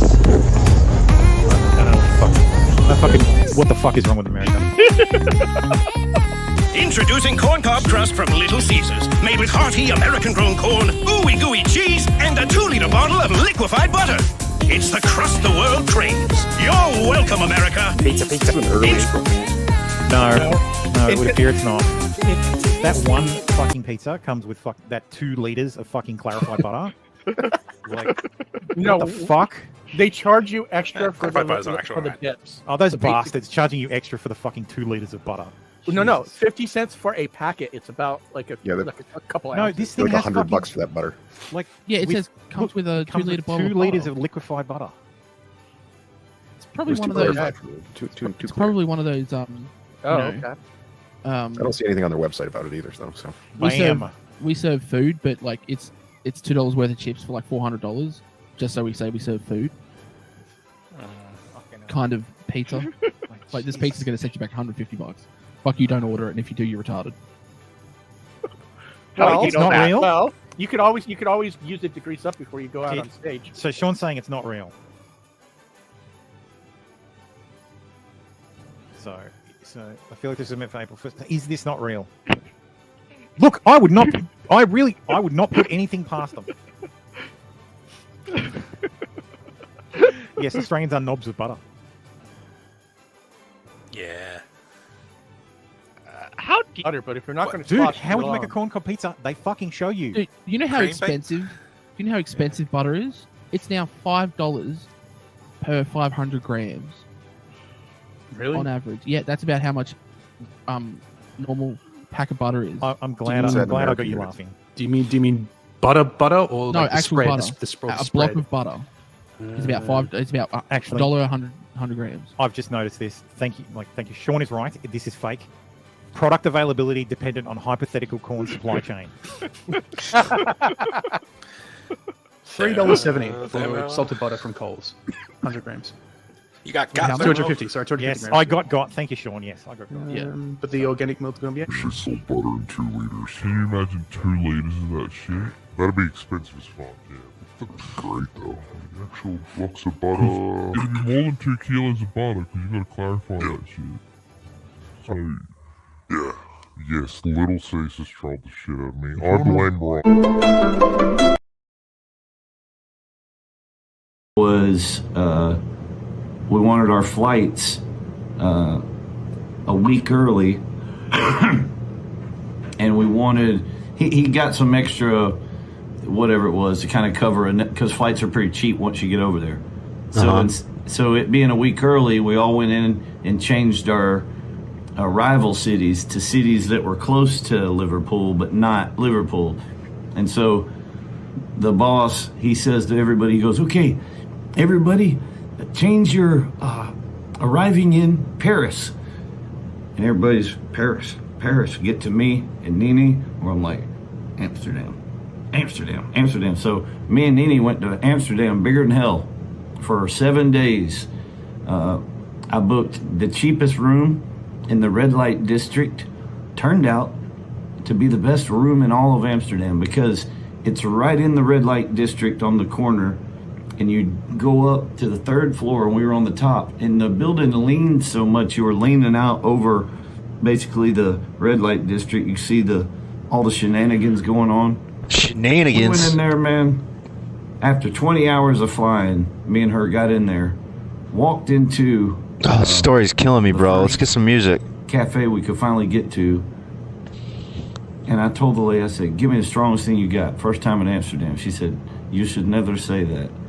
Was this Russia or Amsterdam? Nene hit it once. I hit it like 5 times. Like, I don't say nothing. And then all of a sudden, all these people that were speaking, whatever the fuck they were speaking, started speaking English. And everything they were saying was, stupid fucking American. Get the fuck out. I was like, Nene, I'm translating them. I got to go. And I started freezing. And so the first hit in Amsterdam, I tried to get back. It was just the voyage back to that room. Like, there were no set of eyes that weren't coming to me with pitchforks and great English vocabulary of negative statements. It was so like, and then I woke up like a couple hours later, and for the next 6-7 days, felt like a golden god, right? Oh, like, what? We smoked the finest herb. We were doing all kinds of crazy. It was awesome. And then the last night we were there, right before we went to Amsterdam, I'm looking at her. We're chilling. We've like made it. You know, we've made Amsterdam pop. It's working. I'm like, oh baby. I was like, you know what? We ought to smoke that first shit we smoked that first day, because we'd smoked way stronger stuff since then, so I wouldn't worry about it. We hit it. We got just as fucked up on the last day. Then had to fly. I was calm enough to say, I'm flying to fucking Liverpool with this weed. Or people talk about weed like it's some kind of like I ain't worried about it. Actual hard drug. After that hit, man, we hit that weed. And then we got so the damn airport. gone. Man, you could have. Man, shit ain't real. Get out of here with that shit. Yep. Okay. Strong, brother. It was called Ice Skunk. All right. Let's check out At Home with English. This guy never disappoints. Some of the 3 pairs of hardest hitting dramas 2 skirts, ever 5 created. shirts, and maybe 5 pairs of shoes. And you don't have many clothes either. So why do we need huge closets? If we had a lot of money, we could buy a lot of clothes to fill them. What? And would I buy more days on which to wear those clothes? Don't be silly. You could choose what you want to wear every day. If we had enough money to buy a big house and a Jaguar, we would have enough money to buy lots of clothes. You could have 40 dresses, 2 dozen shirts, 20 pairs of pants, a dozen skirts, and, well, 20 pairs of shoes. Could I really wear that many clothes? Live stream on YouTube. I can't even think about it. We both wear our clothes for so long, we don't need that many. Beginners. Look at your sweater. You've had this sweater for 10 years, and you wear it almost all the time. Look at the sleeves. You've worn them down. One side of the sleeve is a lot longer than the other. If you had a new sweater, that wouldn't happen. I really need to learn the lore behind What you this need is because one it's new obviously good free-use content. But it had to be a real TV show at one I time. wish we had a big I'm guessing like TV. for a church or something. I wish we could buy a boat. I wish we could go to Florida. I wish we had a swimming pool. I wish we had beautiful china and silverware and glasses. Oh, wish, wish, wish. That's all they are. They're just China. wishes. We have to work. We make enough money to pay our bills if we're very careful. We have a home. It's old and it's small, but it's a place to live. And besides, would we really be happier if we had all of those things? Aren't we happy now? Oh, yes. There's a new hero with We could keep on like this, but I wonder how life would be if we had them. I wonder. Oh, I hear the mail. I wonder how many bills we have today. Oh, don't talk about bills. I'm still dreaming about a Jaguar, a big house, and lots of clothes. Okay, but I bet we have 3 bills.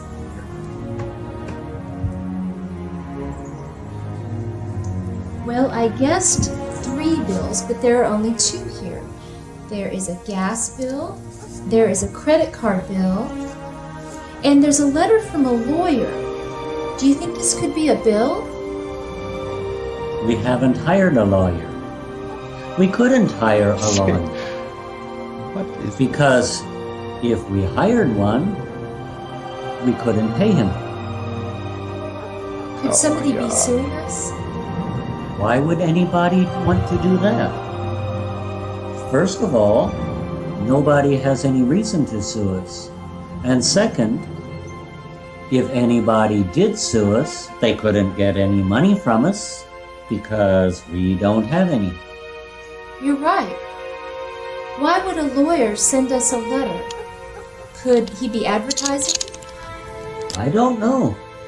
Well, this is our name on the bill, isn't it? Why don't you open it? Yes, it is. Hold X, hold X, hold X, hold X, hold X. I think you get the idea here. Let's check in on Michael Does Life. He's like literally. He's a pretty good one. He is a good one. Hold X, hold X, hold X, hold X, hold X. You. They run off the platform, dude. I was like literally 2 inches away from fucking, as if they know what that does. Like, dude, I'm so fucking done. Shit's trash. Absolute garbage.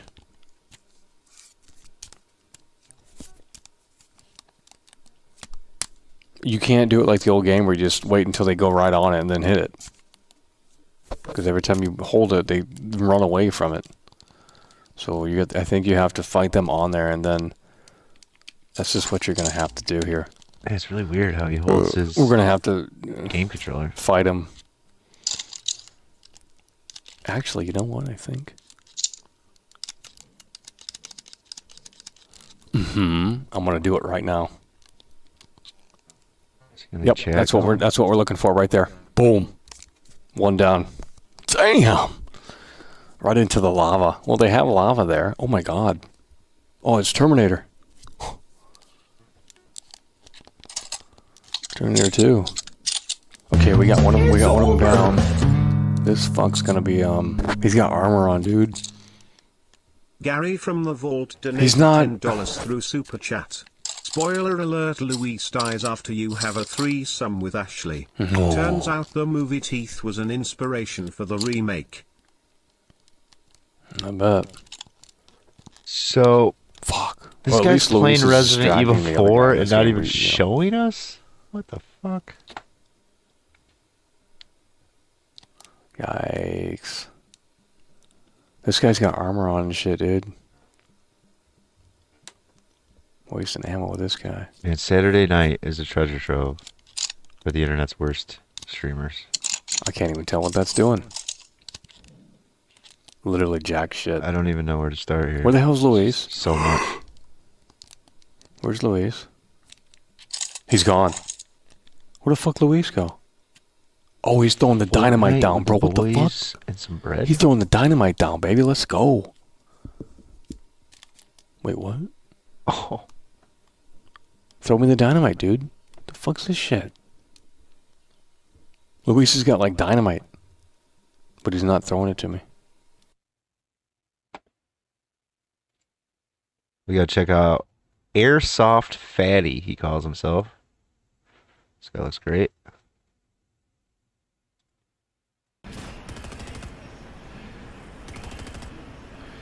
Just try to wait it out as long as you can. Wait for that number to drop. Wasn't making the name up. Right There's his name there. Airsoft Fatty. Damn. God damn it, dude. You should have switched weapons.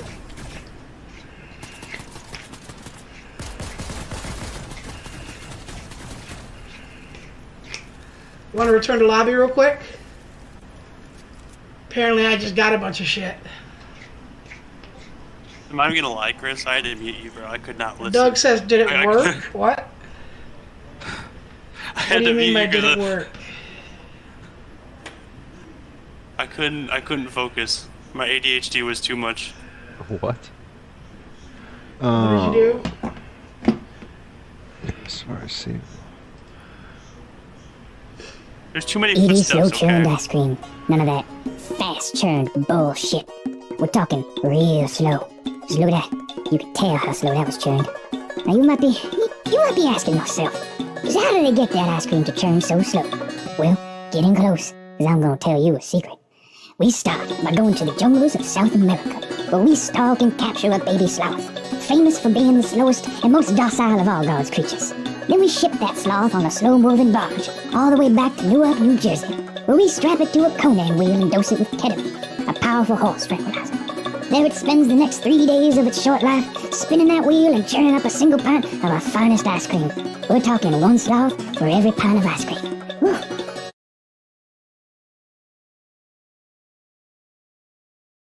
Today, hilarious. In fact, I'm still standing. It is amazing. He's not even wearing his shirt under that jacket. Y'all still here too, so I I gotta learn these snaps he does. not comment on that trip. And the lighter throws. Wonder what they use that green sheet for that's not behind them at all. If she told us the answer, though. Where's the dancing? Swallowing every last letter. Vocalized liquid holds a quench of your thirst. Reason for the rhythm is because hey, Lauren, my bad. Different individuals are gathered with the you hear me?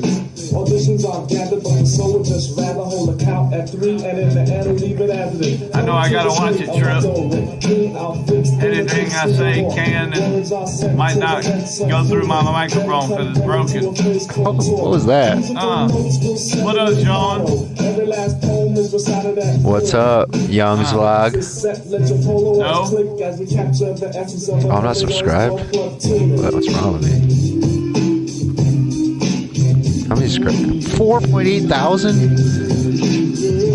Oh my god. Vocal in doubt is an uplift, and real is the answer that I answer with. Dying yet lava, what you must realize that the tune that I present is surely not a gift. Different in style is definite, and style which I thought is sure legit. Now set aside, I say a whole pride of performing this melodic misfit. Alright, I think that's it. Got a bunch of people to go hang out with, I think, and I gotta end it on my favorite speech of 2023 so far. By a good... Oh, come on. Pulling a Aussie overload here. فايز عامل لك معايا سندوتش جبنه It's just kind of...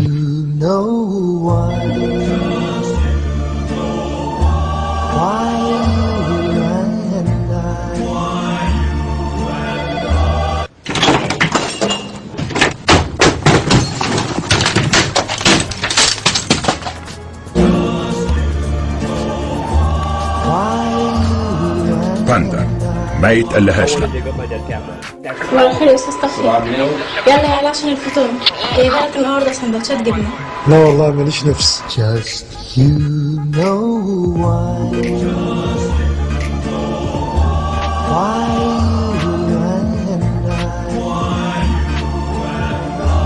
will by and by.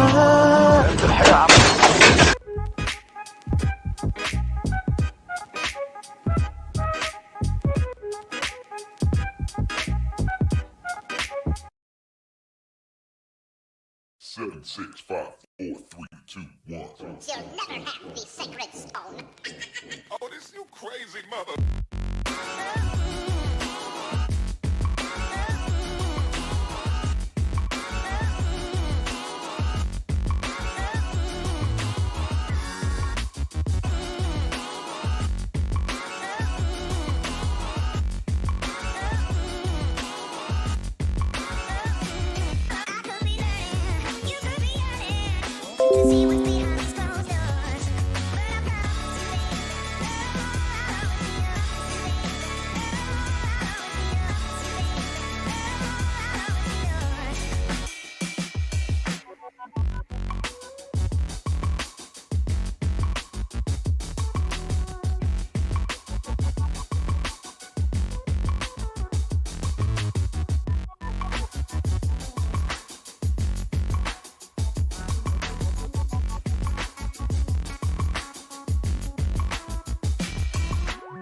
right? Sometimes I'm passionate, but it's the journalist in me. I cannot be fake. I cannot, it's hard for me to sugarcoat things. I'm just going to tell you how it is.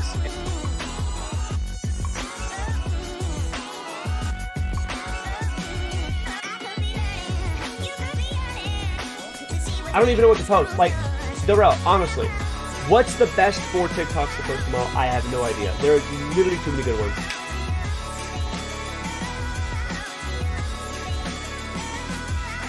From interviewing Kerr, they're mostly just Warriors propagandists. And look, if that's what you want, more power to you. I'm not judging you.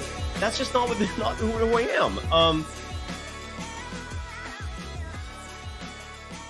Something's still completely over my head. What is a digging stream? Why is there a person sharing an Egyptian SpongeBob sponge daily till it's done? Might be his last Raw. I've been saying this on the show for a while. Steve Kerr is going to be a lame duck coach next year. Get off my back about that digging stream because I don't want to dig up my dead cat, bro. That's what they're all about. That's all they're all angry about, bro. John is famous. He's on the Real Meme channel. What's going to happen after the season is fascinating.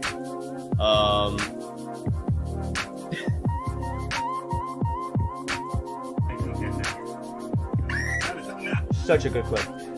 Next. But I do ask for one thing. At least back it up. Okay. Agree to disagree, but you're also a total a-hole. I'll stream right now, and I gotta go for another 2-hour stream right now. All new Dr. Phil. I got drunk and postal fucked a disgusting looking random truck driver in a parking lot many times. Flaming out.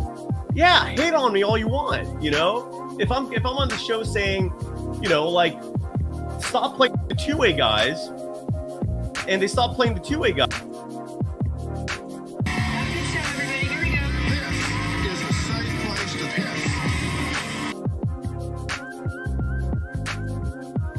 Be more specific. That's all I ask. If you're gonna hate on me, just be specific. Narcissistic bitch. Get on the show.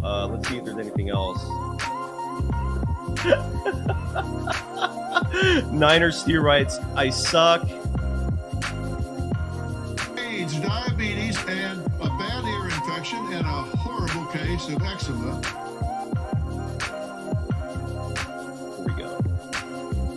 Dennis B. No, you're not going to see me Friday. You're going to see me tomorrow. It's healthy to eat 400 large scoops. You're finally going to give your body the nutrition that it's been missing.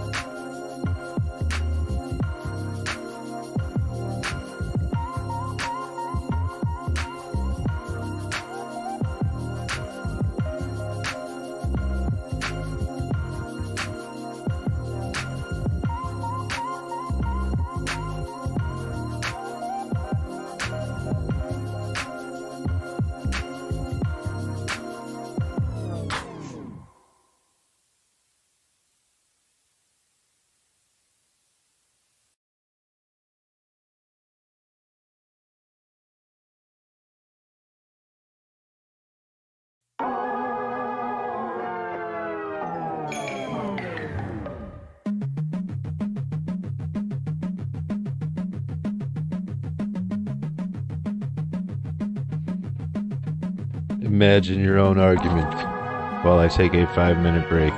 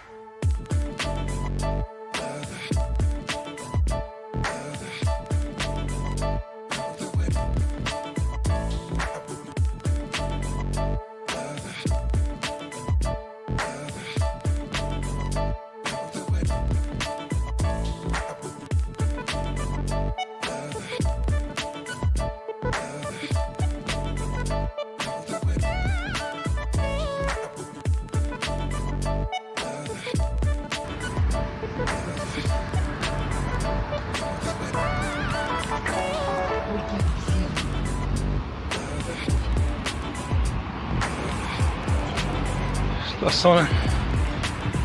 Opa. Olha assalto, né, mano? Tá deitado no meio da pista. Você via ali, eu parei lá, não dava pra pular. Eu falei, eu tava parado lá, ainda pensei que era outra ali. Pensei que era outra. Tá deitado na... Tava deitado. Tô dormindo.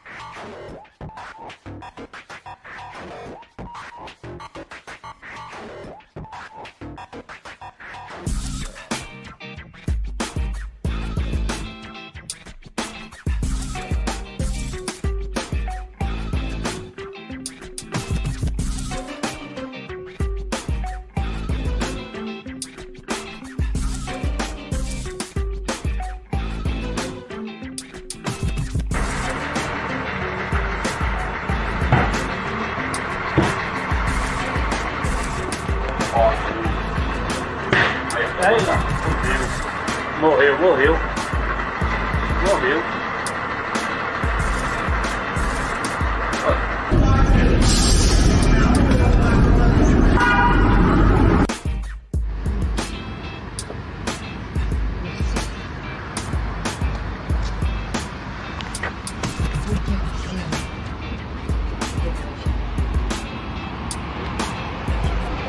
Situação, né? Opa. Se eu falei assalto, né, mano? Tá deitado no meio da pista. Viu? Você via ali, eu parei lá, não dava pra pular. É, eu vi, eu falei, eu tava parado lá no meio da pista que era outra ali. Eu pensei que era assalto isso. Tava deitado na Tava deitado. Tô dormindo.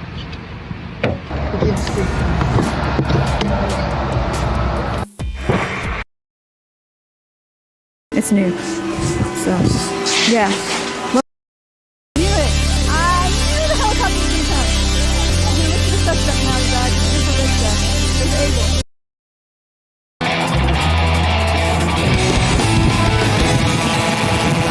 Hey, you know what happened down there? You know what happened down there? You know what happened down there? Okay.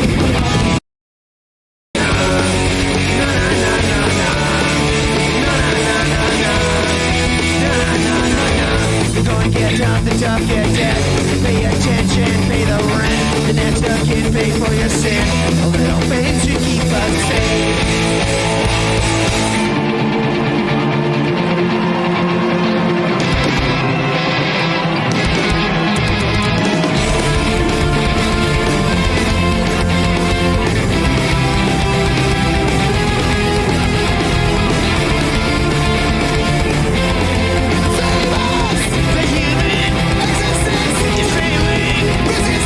Essential.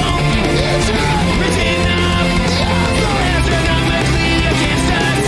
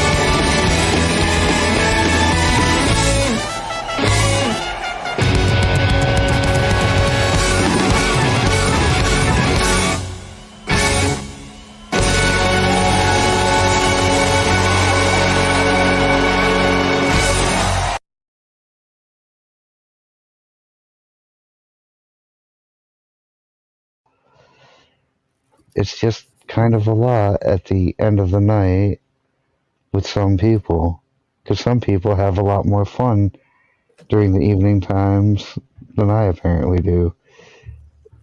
Sometimes.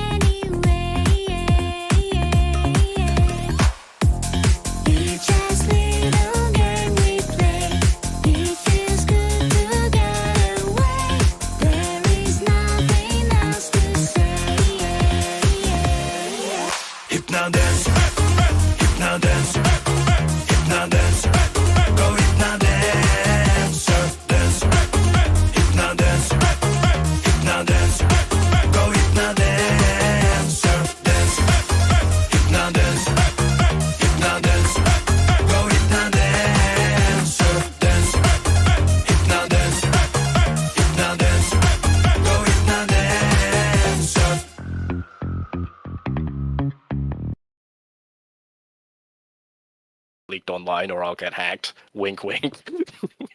And he would believe it instantly because he's incredibly gullible. Like, it's very difficult for him, even now, to distinguish a lie from the truth. So if you just tell him something, you probably just believe it. And that just, it went all the way back, like, even back then. And it's just like, no, Chris, I didn't mean for that video to go out. I was hacked. And it's just like, you weren't hacked. You're a fucking troll. It's just...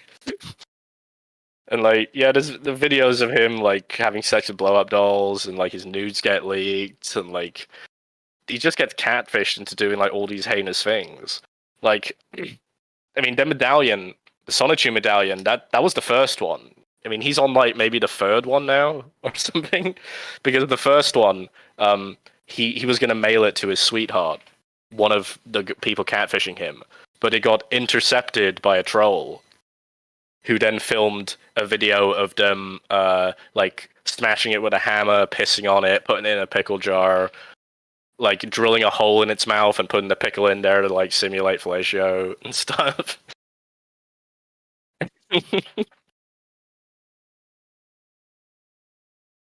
It was literally the Wild West. Yeah. Yeah.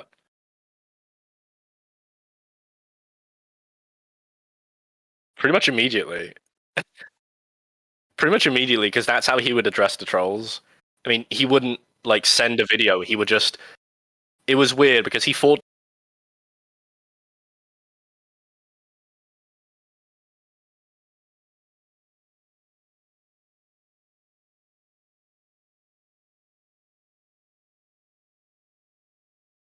Good.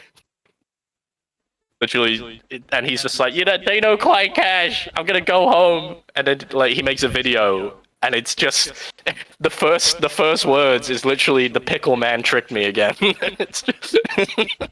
All right, you ready for this crazy fan theory?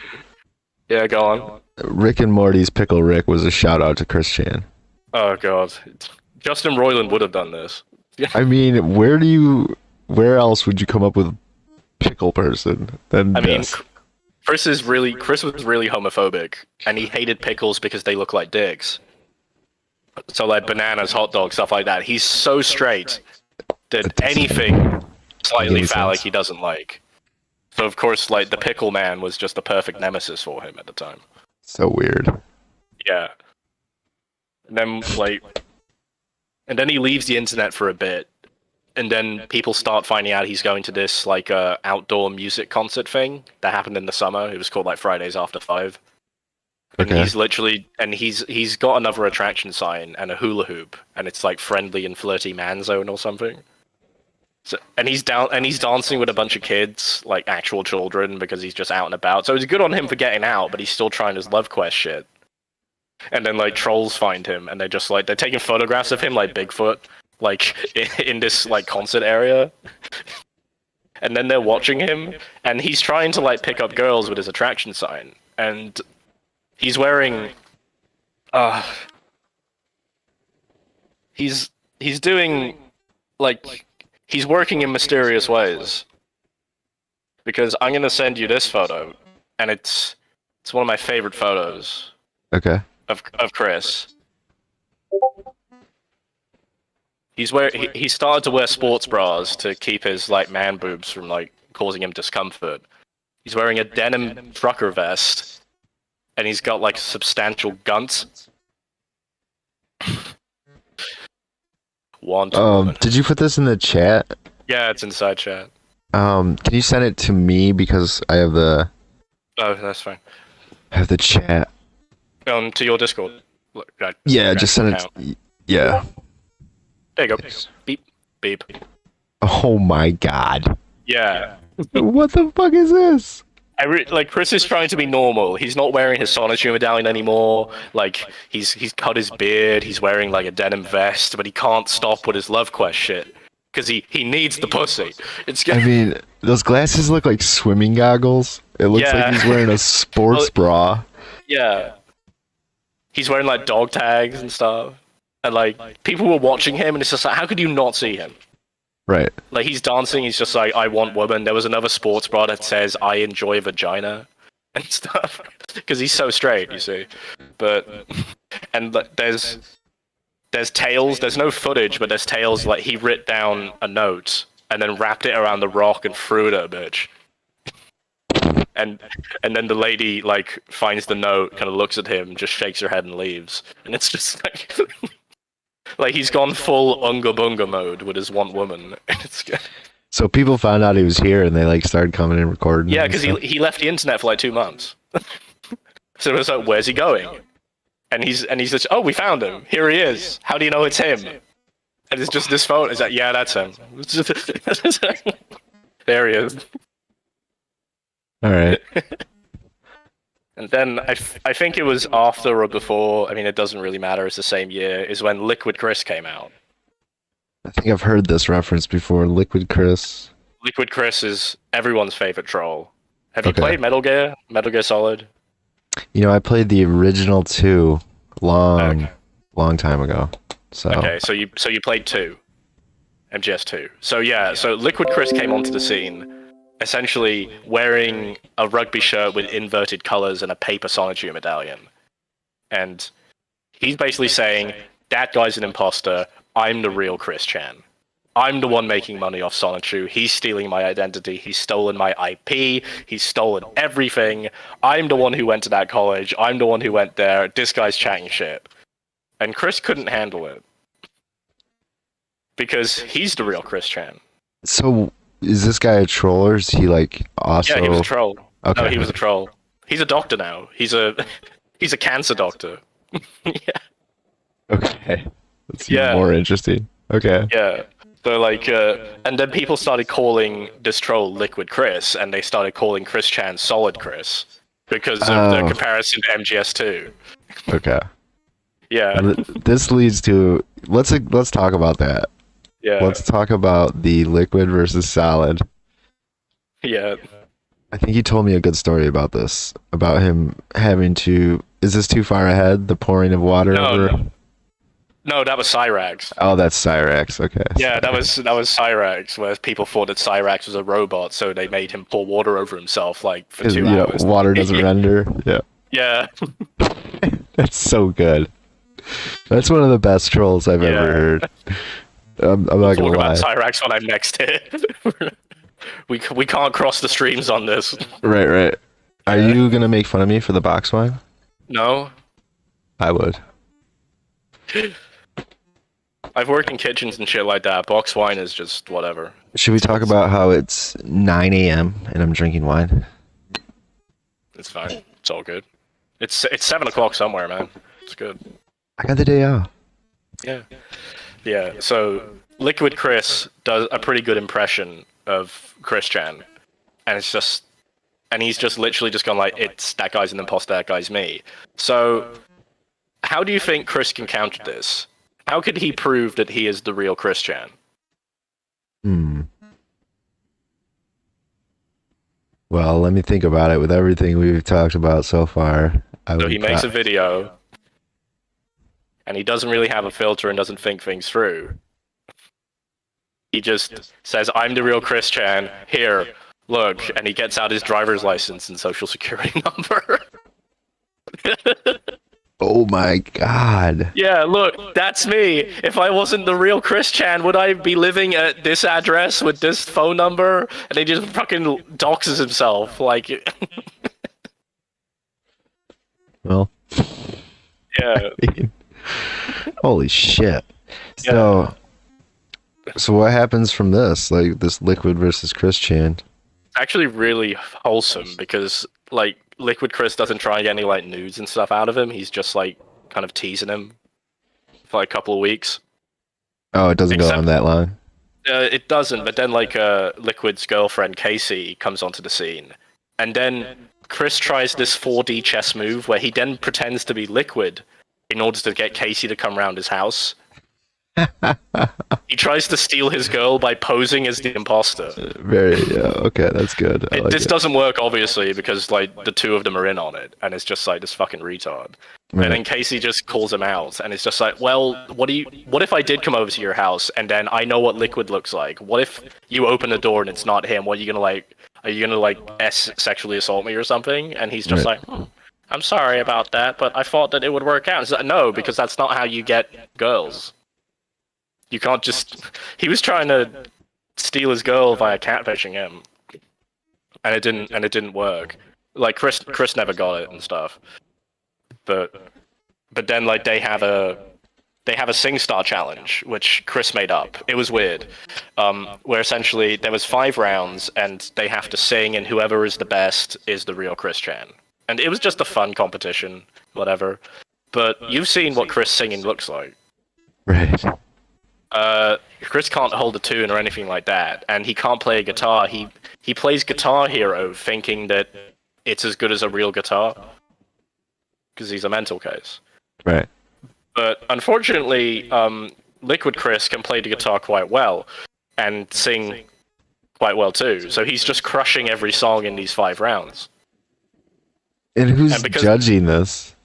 Just like Casey, 2 other people, and like 2 other people. Like, it doesn't matter. Like, it doesn't matter. We're just one on a technicality because he changed the rules halfway through. Who cares? But yeah.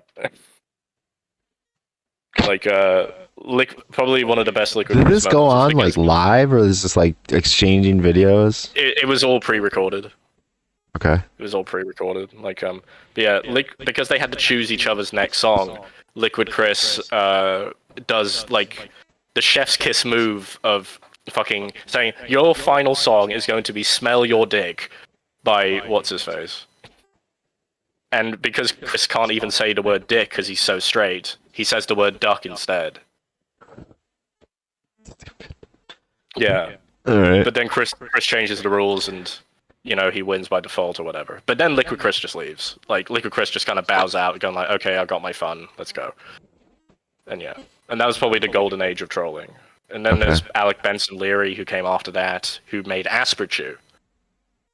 He made his own parody of Sonichu called Asperchew. Okay. Where the main character of Asperchew has Asperger's.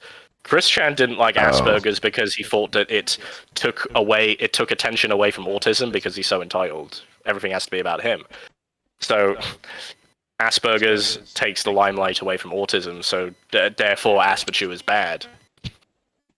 And Like, Alec Benson Leary was also a helpful troll. He didn't try and get nudes or sex tapes off him. He was making Asperchew, but his comic would be pointing out all the hypocrisy and stuff in Sonichu and Chris's life. Like, he writ the comic to kind of make Chris self-reflect, but Chris, like, doesn't see anything beyond the surface level. Like, anything like a metaphor and nuance is totally lost on him. Right. So it was kind of like Alec just talking to a brick wall and getting really frustrated and then leaving. It's like trying to like make a drunk person understand logic. I can't stand when people do that. It's like, he's clearly blackout drunk. Just stop. Yeah, it's like trying to explain calculus or Shakespeare to a 4-year-old. Like, they're not going to do it, and they're just going to get distracted by colors and shit. Yeah. Okay. So. I mean, and there's other trolls, but they're not as interesting as like those guys, because we're getting out of the golden age of trolling to oh shit, Chris's transition and his dad's death. Yeah. Yeah, where are we at with that? Well, I know during the Alec Benson Leary thing, so I think like 2010 or something, like Chris's dad Bob gets sent to the hospital. He's got like heart failure and stuff, and he's old. He's like 85 or something. Yeah, it's really old. Yeah, and and they live in a hoarder's house, so there's like bugs and rats and shit, and like Bob had to be quarantined because they took off his shirt and everything, and he's got like all these bug bites all over him, so he could have like fucking sepsis or something. So they have to quarantine him while they're doing the heart stuff, and then he just dies in the hospital, like in pain. Oh shit. While his son is just off in the next room screaming the N-word at people online and drinking his own coom. Like, Chris, I don't think Chris even visited Bob in hospital. He died quite quickly. But and people, like, made fun of him for this. Like, instead of, spending time with your father, if you kind of... If you have an elderly parent or a grandparent, you kind of know when it's going to happen, you know what I mean? So you got to make the effort to like phone call them, or at least try and do something for them. But instead, Chris would make videos calling out the trolls and just live in his own little world, just in his room. And people really called him out on that, and he just wouldn't. He wouldn't get it because like he's thinking about the immediate. His dad dying is something that. I mean, he also had a dream where the Grim Reaper said he would get 10 more years with his dad, and he believes his dreams because he believes that dreams are like prophetic. He believes he could see into the future in his dreams, and he has magic powers and everything. Don't question it. It's just, damn you, Grim Reaper! You said you promised me 13 more years. It's just Yeah, I think it's well established that he does not understand anything but exact black and white. Yeah, he doesn't understand it. You can't. Yeah, it's just, and whatever you tell him, he'll believe. Usually. Right.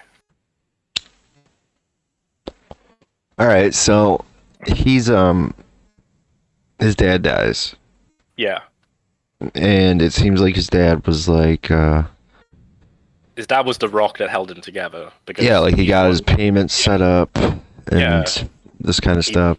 He sent him through college. He said maybe you should do computer stuff instead of advertising. He kind of shepherded it, while his Barbara was a hoarder who was quite obese at the time. I'm just going to show you a picture of Barb Chandler. And I mean, they called her Snorlax, like on the troll forums for a while. I get it. Yeah. I played the original Pokemon, and they used to come in red and blue. Yeah. And I was in like high school, man. And yeah. The Pokemon was great. Like, I still play it. Like, it's good. Yeah, most people do. I don't. But yeah. Oh my god. Yeah, so that's what she looked like, and there's the horde. You could see like the hoarding problem just behind her. So she would really just scream at people because, of course, they got prank calls to their house like all the time and shit. But yeah, that's Barbara like 30 years ago. Jesus. Before she was buck broken by Chris. Oh god damn it. But yeah. All right, so I think we've established his timeline pretty well. So now he's got some legitimate trolls. It seems like he's doing. He understands YouTube pretty well. So where do we go next? I mean, obviously everything implodes for this guy. Yeah, it all starts going downhill as soon as his dad dies, I think. Like, he starts to question his gender identity before his dad dies, because, like, he gets introduced to sports bras and he likes wearing them, and I think Chris, he has I don't know, whether it's in his head, I do believe there's some kind of dysmorphia there, but if we go further down the timeline, I will explain how that's failed him. But yeah, he starts going by Christine, and his parents being like very old-timey Republicans, like his dad calls him a faggot, his mom is just, I didn't raise a daughter, let me cut your hair, and then just like comes up with a pair of scissors and just fucking gets to him and shit. So like, after Bob dies, he had a lot more freedom because Barbara would just kind of, sit in the house and do nothing. So he was free to explore himself and whatever. And yeah. And then that's when he runs over the game store guy, the game place guy, Michael Snyder. Okay. Because Chris got banned, so him and his mum, they drive past it and they notice in the window, under new management. So they go in and see if the ban is lifted. Michael Snyder comes out. Turns out he's not a supervisor anymore, he's the fucking manager, he's the owner now. And he's just like, nah, ban, get out. So while they're going out, whatever happens, either Chris or Bob, they took turns. Whoever was driving, they hit Michael Snyder. And then they swapped seats. They swapped driver seats. And then they hit him again. Probably just trying to get away. And then the cop... Did he get hurt? Yeah, Michael Snyder did get hurt. I don't know how much, but the police get him. Chris gets, he gets arrested for hitting somebody with his car. Barbara tries to fight off the cops and gets subsequently arrested herself. And then Chris goes to court. Michael Snyder, being the good person he is, actually drops most of the charges and asks it to be like, just pay for my medical bills and that's it. I don't want these people to get that much. And like, they waste most of Bob's inheritance, being like maybe the tens of thousands of dollars on this really good lawyer to essentially fight an impossible case. Because what? You're gonna get... You hit him with their car, what the fuck are you trying to get? You know what I mean? Yeah, so even the lawyers were trolling Christine. Yeah. Christina now? Yeah, Christine. Yeah. Didn't he do something really weird in this phase? Yeah, bro. I'm not gonna send you a picture of that. I mean, you could if you want, but you're not gonna be able to show it on YouTube. So you can just explain it to the audience. All right. I'm probably gonna be skipping a lot, but whatever. Chris, he believed that by listening to subliminal frequency videos on YouTube, he could transition. So he wasn't on HRT. What is subliminal frequency videos? It's just a video where it has like just a high-pitched noise or something, or like it does work to an extent, but it's not gonna turn your testicles into ovaries or anything, which Chris thought it would. Like subliminal frequencies can help you concentrate more. Maybe it's like white noise. Maybe it'll get you to sleep quicker. No, I get it, because like remember the Cuba thing, where the people got attacked with that high frequency. Mm-hmm. I mean, yeah, I get it. So I just didn't know if it was like somebody in the background being like saying secret messages or something. I mean, that would be cool, but no. So Chris, being the gullible idiot that he is, essentially just gets hooked onto this snake oil YouTube channel.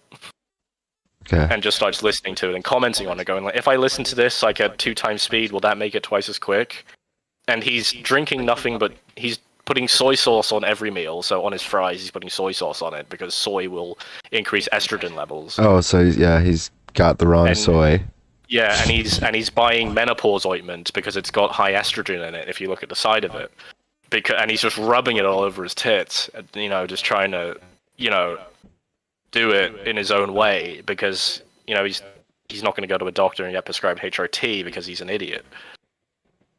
So then he gets drunk. He gets drunk one night, and essentially, I think some trolls on Twitter or something, they just said, "You will never be a woman," etc., etc. You know, just heinous shit like that. You shouldn't say that to transgender people. But Chris takes it too far because he doesn't know what biology is. Essentially, Chris believed that the subliminal frequencies were working, and he believed that a vagina was sprouting from his taint. So Chris got drunk and took a knife to his taint to try and expedite the process of growing a vagina. And posted pictures of this on Facebook going like, "It's coming in well, the subliminal frequencies are working. Look at this picture." How bad was this cut? You want to see it? No, I don't. Just tell me. Okay. Oh yeah, it was fucking bad, man.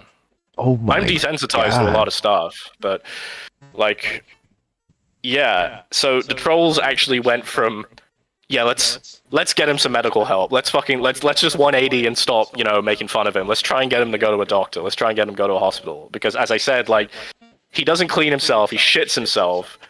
Like, he doesn't really bathe. He's got fucking bugs in the house. Like, he could have got a staph infection or sepsis or a blood infection, and that could have killed him. Like, he actually lied and said that he went to the doctor, and the doctor said, "Yeah, your vagina is coming in okay." And they were like, "No, could you get us a fucking doctor's note?" And then he actually went and got prescribed some antibiotics. It took a couple of days. Like, people on his Facebook were literally just like, "Alright, I'm out," and then they just unfriended him and dipped. Wow.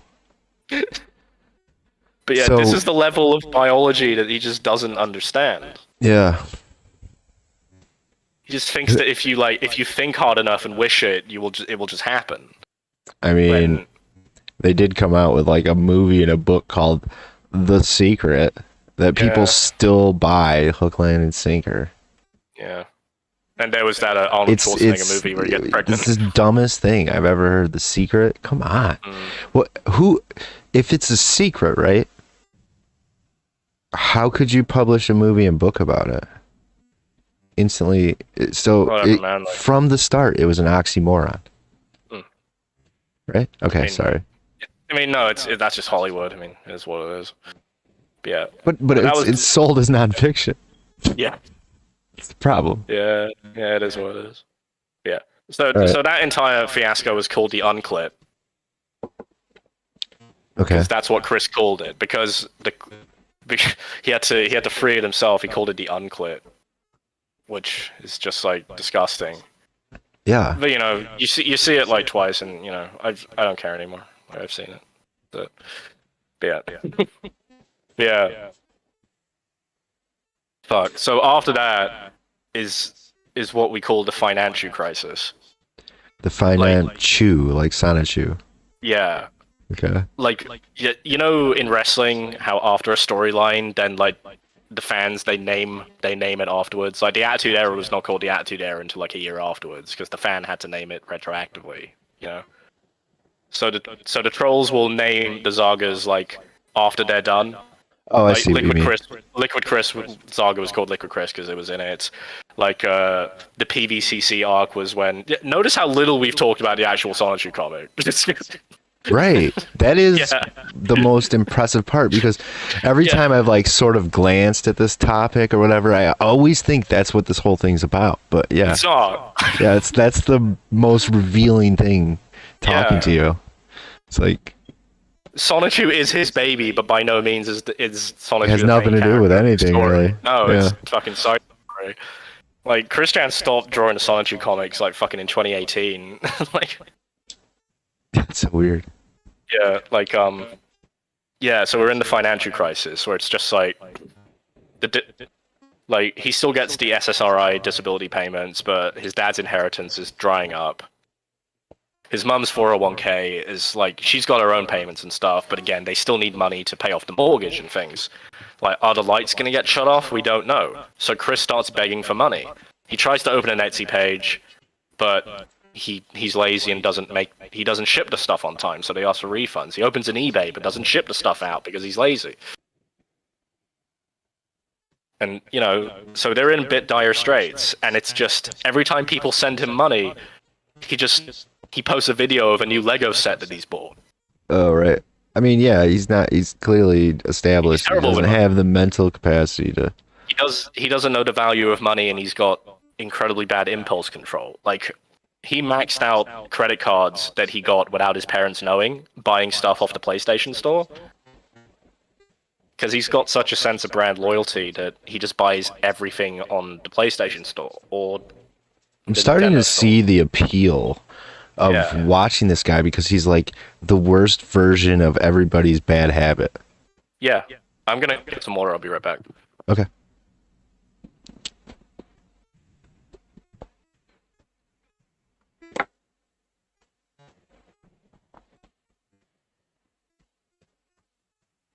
I mean, goddamn, talking like this. But yeah, you go on. No, you're good. Yeah, I was he just is saying he's. the personification of every bad habit you Yeah, have. you mentioned that in the beginning, and it didn't make a whole lot of sense, But yeah, I'm starting to see it. But yeah, so there's a financial crisis, and that's when he starts like selling custom-made amiibos, which he's not making any money on. You remember amiibos, the Nintendo No. thing? They were like little figures with an NFC chip in the bottom of them you could use for your console. Oh, I do. I do remember these. I was working at a place at the time that sold those. They were huge for like one Christmas. And expensive. Yeah, they were super expensive. I remember So- it. It was on like PlayStation 4 and Xbox, right? It was on Nintendo consoles. Oh, Nintendo. That's right. Sorry. Yeah, but it's okay. But yeah, so Chris would make like custom Sonichu amiibos. I was just like, that's pretty cool. But what he would do is that he would not make money on it because he would buy a Sonic amiibo and a Pikachu amiibo, and then he would snap the tail off the Pikachu amiibo and then just glue it onto that. Whereas he made his necklace. He could just make the shit out of clay and then put that on for like. So he's buying two amiibos, breaking them both apart to make one, which usually broke in transit if people bought it from him because he would package them poorly and they would snap when they were sent over. Yeah, I'm guessing he's like Elmer's glue. Yeah, it's like essentially everything that he made on Etsy was a net loss because he was too lazy to kind of put more effort into making them. He would just buy pre-made shit. Yeah, he didn't. He never had a chance. No. He doesn't know what a business system is. I mean, he's been trolled into like making business proposals, which he then tried to make Sega watch, and they're hilarious. Because like there's a video of him listing his demands, going, "I will work for you. We will make Sonichu great again. We will do it. It's gonna be good. And all I want is like a six-figure salary, a corner office, even though I'll be working from home, a secretary, preferably boyfriend-free and female, who could like drive me places and everything." And he's making all these demands. It's just like, for what? You're not doing anything. So, but he thinks it's wholly serious. So I mean, the next big thing here is obviously 2017. What is landmarks before this happens that you feel like you haven't covered? 2017. 2017.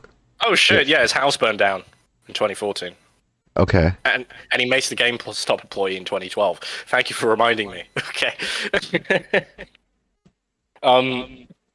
You know, autistic people have like a thing about change, right? They don't adapt to change well. Oh, change. Okay. Yeah. Right. So there was a Sonic game called Sonic Boom where they changed the design of Sonic and gave him blue arms instead of the regular tan arms, which he had for about 20 years at this point. Chris couldn't take this. He found it incredibly insulting and kind of went into like a blind rage about it, where he would like try and stage protests and boycotts. He doesn't understand what a boycott is, so he still bought the game twice. But I see. It's a big change. It is a big change.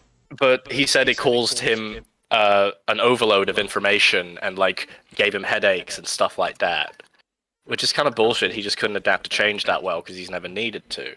So then he started going to GameStop and like defacing the display like cases.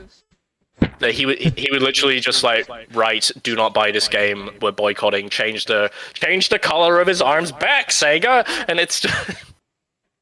so like the GameStop employees, they see him doing this, and it's just so it's like, "Look, you've had a warning. Get the fuck out." And he's like, "Come on, guys." And there was a troll in the store just randomly, and I'm gonna send you this. It's literally just a 3-second video which you could play when you're editing. Okay. The famous "Don't call anybody," where they ask him to leave the store.